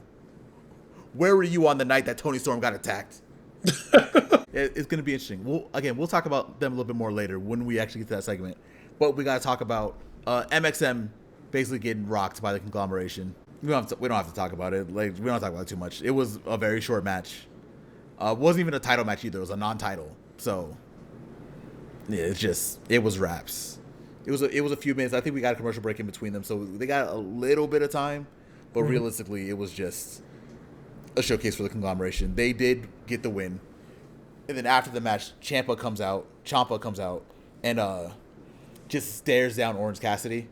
He's like, yeah, I want those titles, because if anyone is ADHD, it's Tommaso Ciampa, because he is trying to go after every single title he can at this point. He's called for the world. He had the TNT. He's trying to go for the trios. He is trying to do whatever he can to get another title, losing his mind to do it. But do you have any thoughts, any comments on that match and the final segment? The match was all right. I don't know. It was the one match that was kind of like a throwaway, right? Yeah. They're probably, well, not even probably. For the most part, they were just trying to get the Orange Cassidy Dax hardwood match. Like, they're trying to hype that up more than anything. Yeah. Right after this match, we had a shout out to Rebel. Like, if everyone doesn't know, Rebel was diagnosed with ALS this week. She put up a post on Twitter. Just prayers out to Rebel. Like, I know ALS is nothing to play with, and she got a lot of love this week. So I hope this and all the love that she got from like everyone at least lifted up her spirit a little bit. And then right after this, we had a vignette that everyone was so clamoring for for Ospreay and the Death Riders. But it was on Collision, and I guess people don't watch Collision, so they're going to say that this didn't exist. So we're going to move on. And then right after Ospreay and the Death Riders, we had our TBS Championship match between Willow Nightingale and the returning Anna Jay. Not too much to talk about here either, to be completely honest. They had a little bit of time. Anna Jay did not look as bad as I thought she was going to look in this situation. But Anna Jay is like, she kind of gets shit on a lot, honestly. And she's not as bad as people say. She definitely did okay in this match. She did end up winning. She being Willow Nightingale. Willow hit the babe with the powerbomb, got the win. That's really it. Proffitt, you have any thoughts on any of these segments? Yeah, the match between Anna Jay and Willow, that was pretty decent. Willow is, continuing her arc as the comeback killer. So we'll see whose comeback she kills next. But, yeah, that's really it. Like, I agree with you. Like, Anna Jay is not as bad as people try to say she is. The only thing I would like to see is her go to, like, Ring of Honor or something like that. And, like, you'll hear me say it, like, get those reps in. And get more reps in over there. Because it's not like they can't, right? Mm-hmm. But yeah, that's what I would like to see. So she could polish up and then, silence the haters. That's what I would like to see. There is a potential she could be leaving, but that feedback can go to another wrestler that wrestled on the show tonight that we will talk about. But next, we have the segment that I was talking about earlier. Shida and Stat are confirmed to face Harley Cameron and Mina Shirakawa next week. Stat seems to still be going along with this. Mina questioned Stat about why she still trusts her and where she was when Tony got attacked. Stat just kind of walked off. Stat's been like real angry. I mean, for good reason, because Shida's kind of being a piece of shit, but she's still going along with whatever Shida is doing. It's like a whole weird thing. Harley Cameron seems like distraught by this whole thing about wrestling Stat. So that match is gonna happen next week. So we'll see where this goes. Got anything about that one? So we're gonna.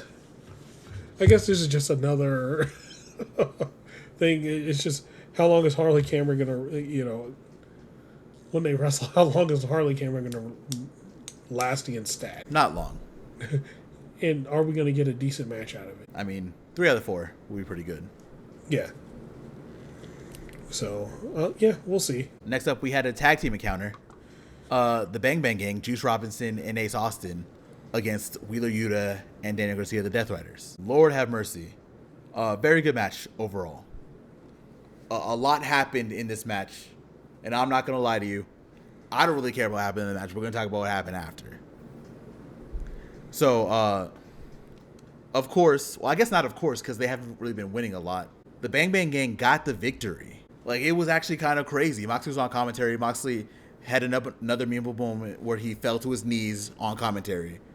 Hilarious. But then, of course, the Death Riders attacked the Bang Bang Gang. And we didn't expect anyone to come out to help, but we got Colton and Austin Gunn. 4/5 of the Bang Bang Gang is back. Mm-hmm. And Colton looked huge, by the way. Just massive. He looked like he gained like 40 pounds of muscle. Like crazy. But they were able to fight off the Death Riders. And then we also got later in the night confirmed that we're going to be getting Juice Robinson versus Jon Moxley as a Continental Championship Eliminator match. And we got 2 returns from the Bang Bang Gang on Saturday. Could we get another one on Wednesday? Well, that'd be nice, if the final piece of the Bang Bang Gang comes back. And if we can extend a run from them, that'd be fantastic. Mm-hmm. Proffitt, what were your thoughts on the match in the after segment? Match was decent. It was all about the after segment. Yeah. Austin and Colton coming back. That's literally the thing. Yeah, that's the main thing. Because they're coming back, hopefully, and I mean hopefully, after damn near a year, we get Jay White back. I don't know what happened to his wrist and shoulder, bro. Like, it must have been awful. Yeah. Hopefully he's back. The hope is Wednesday. We'll see. We're gonna knock out these last 2 segments before we get to the main event. Divine Dominion basically is on their shit. They're talking about that they cannot be stopped, which, granted. So at some point, someone else is gonna challenge them. We will see who it is. I'm thinking Brawling Birds, but we will see. They were just talking their shit. And then after, we got a singles match with Sky Blue. She defeated Nikki XX in a pretty quick match. Wasn't too long. Yeah, Sky Blue dominated.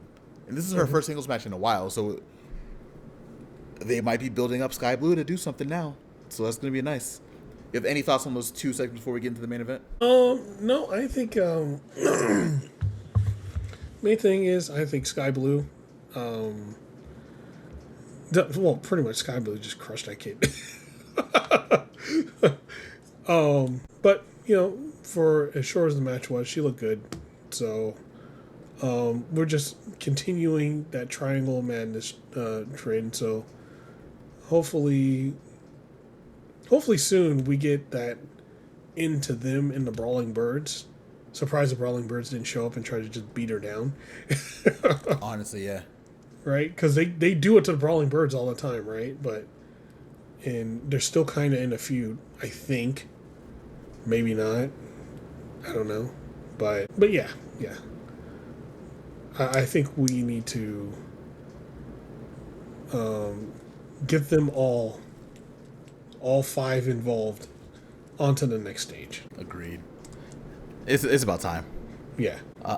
Next up, our main event. People have been really upset about this match. I kind of am too. We had the Jet Kevin Knight versus Hook. And while the match was decent, this is one of those times where you would expect Hook to be a little bit better than where he is right now. That's another person that needs to get in the lab and get some reps in. There's one point specifically that people have all been mentioning. There was a spot where Hook was doing like a suplex to Kevin Knight, and the expectation was that Kevin Knight was gonna reverse out of this, right? That's expected. But the way that Hook did it, Hook just kind of threw him over his head without like any concern about what's gonna happen. He didn't bridge, nothing, like not a thing.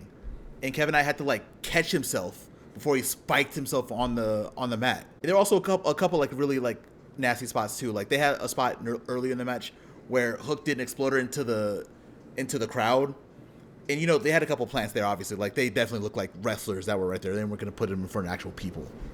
I saw people complain about that, too. Like, you guys are stupid. But Hook messed up immediately. So, like, one of the guys had to, like, jump up early, and it didn't look right because Hook didn't do the exploder properly. Mm-hmm.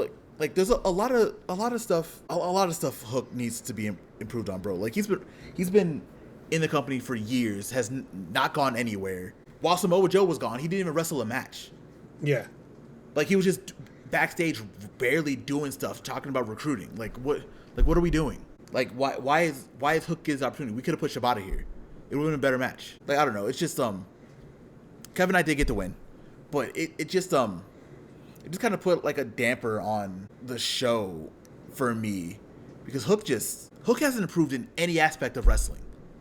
Nothing. It's been 5 years he can't talk.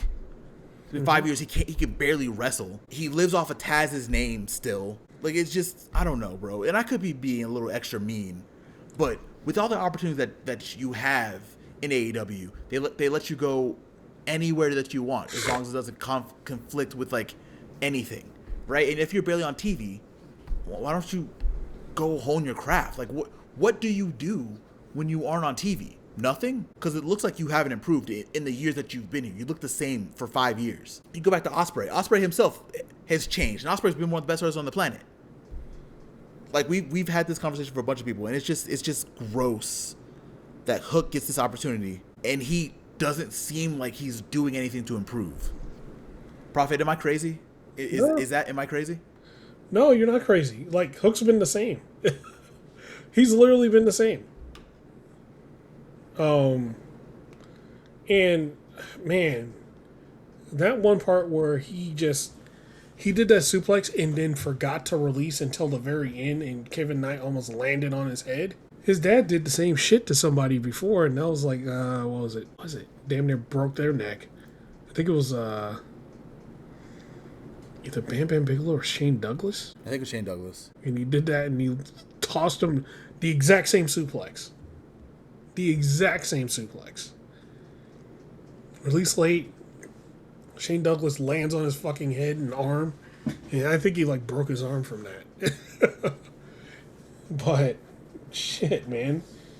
Yeah, he's Hook's in the exact same spot he's been in since he started. He hasn't gotten better at literally anything. So there's gonna have to be a point where they were like, all right, man, you gotta get better, or you gotta do something.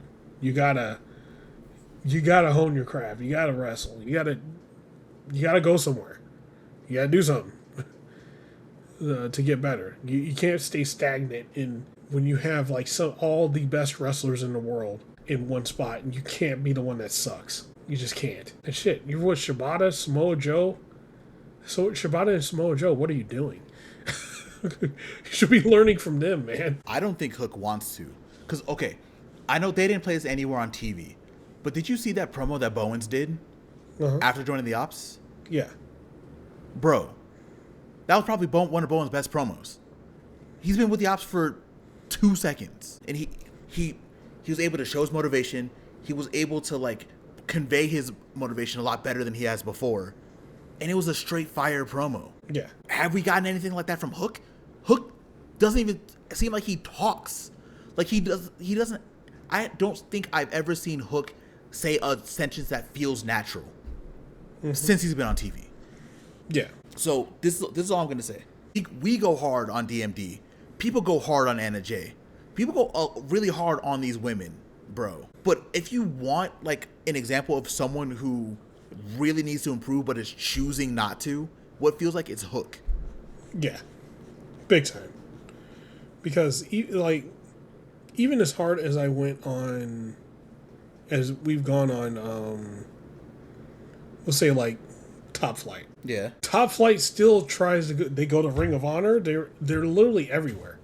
Yeah, they're trying. They're trying, and they're at least trying. That like, I don't think they could get that personality part out, but hey, they can wrestle their ass off. They just need a mouthpiece. Yeah. But Hook, on the other hand, is not great at wrestling, and he hasn't gotten better. And him just like literally just not wrestling for what, a month and a half, 2 months, and then he finally wrestles, and then he stinks it up. Hey, he needs to get out there and actually start honing his craft. If he actually wants to be a wrestler and not some actor or whatever. Well, shit, he can't act either. No, he can't act either. We can't even go that route. Like it just it bothers me. And we haven't. I think it really hit me this week when I saw that match, and I saw him almost like spike Kevin Knight. And I really started thinking, bro, he really has not improved at all. Like he has done nothing to try to improve. Mm-hmm. Even the backstage stuff with the Ops, that did nothing. Like he did nothing. Like nothing went until Samoa Joe came back. Yeah. He's supposed to be the leader of the Ops. He couldn't even get Anthony Bowens in there. No, he couldn't recruit anybody. Like I just think it's frustrating. It's just annoying that Hook can do this, and then we have people who are actively doing their best to try, or we have people that are stuck in Ring of Honor like fucking Athena that can't get on TV, but we're giving Hook a main event. Like, what are we doing? Yeah. I don't know. That's all I really had. Match was okay. Kevin Knight retained as he should have retained, but yeah, that's my main thing on that was Hook needs to fucking figure his shit out, bro. He needs to do something. Yeah, he needs to do that thing. Start wrestling everywhere. Like, why isn't he on Ring of Honor? Like, why not? Why does he not wrestle on Ring of Honor? Why not? That's the $1 million question. Why not? I don't know. That's it. Do you have any thoughts on Collision overall? Collision overall, minus Kevin Knight almost dying like 3 times, was good. Especially the Jack Perry Mascara Dorada match. That's like, you watch anything from Collision, watch that. It's literally like one of the best matches of the week. Probably we'll see you later in the month, but probably one of the best matches of the month right there. Oh yeah. That's it, bro. You got anything else? Nah, man. You know what time it is. Time for us to take it home. Yeah, let's wrap this up. Y'all, if you made it this far, thank you so much for listening to this podcast.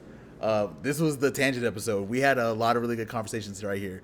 So this is Proffitt's part usually, but I know y'all had to hear something that you didn't like or liked. So just let us know in the comments. You can also let us know in the comments of Spotify and Apple Podcasts, because we are on there. You can listen to this podcast on the go over there. So make sure you go over there, give us 5 stars, give us a like over there. Comment over there if you want to. We can see those as well. Tell your friends about the audio podcast so we can, they can hear more about AEW. I know a lot of people have been interested more in AEW lately. This is the podcast to listen to if you want to talk AEW. Also, if you want to follow us directly, we're on Blue Sky. You can follow the entire podcast at THAPW Podcast. You can follow Proffitt at Proffitt, Proffitt. You can follow me at Shikoku, Shikkoku. I'm going to try to be on there a little bit more this week and going forward. Although some of y'all are crazy on that Blue Sky site. But I'm going to try to be on there a little bit more, talking to everybody. So definitely make sure you give us a follow. And yeah, just enjoy the podcast. Proffitt, tell the people about the YouTube. All right. I'm going to keep this short and sweet this week because, I get a little long-winded when I talk about the YouTube, get a little passionate, but but it's fine. I'll keep it short and sweet. All right. First off, thank you for listening to the podcast. If you're listening to it on YouTube, hey, we really, really appreciate it. Every time you come in, you listen to us, talk our stuff for about 2 hours, and then, wait for us and come back the next week. Thank you, first and foremost. All right, the rest of it. Hit that like button if you like the show.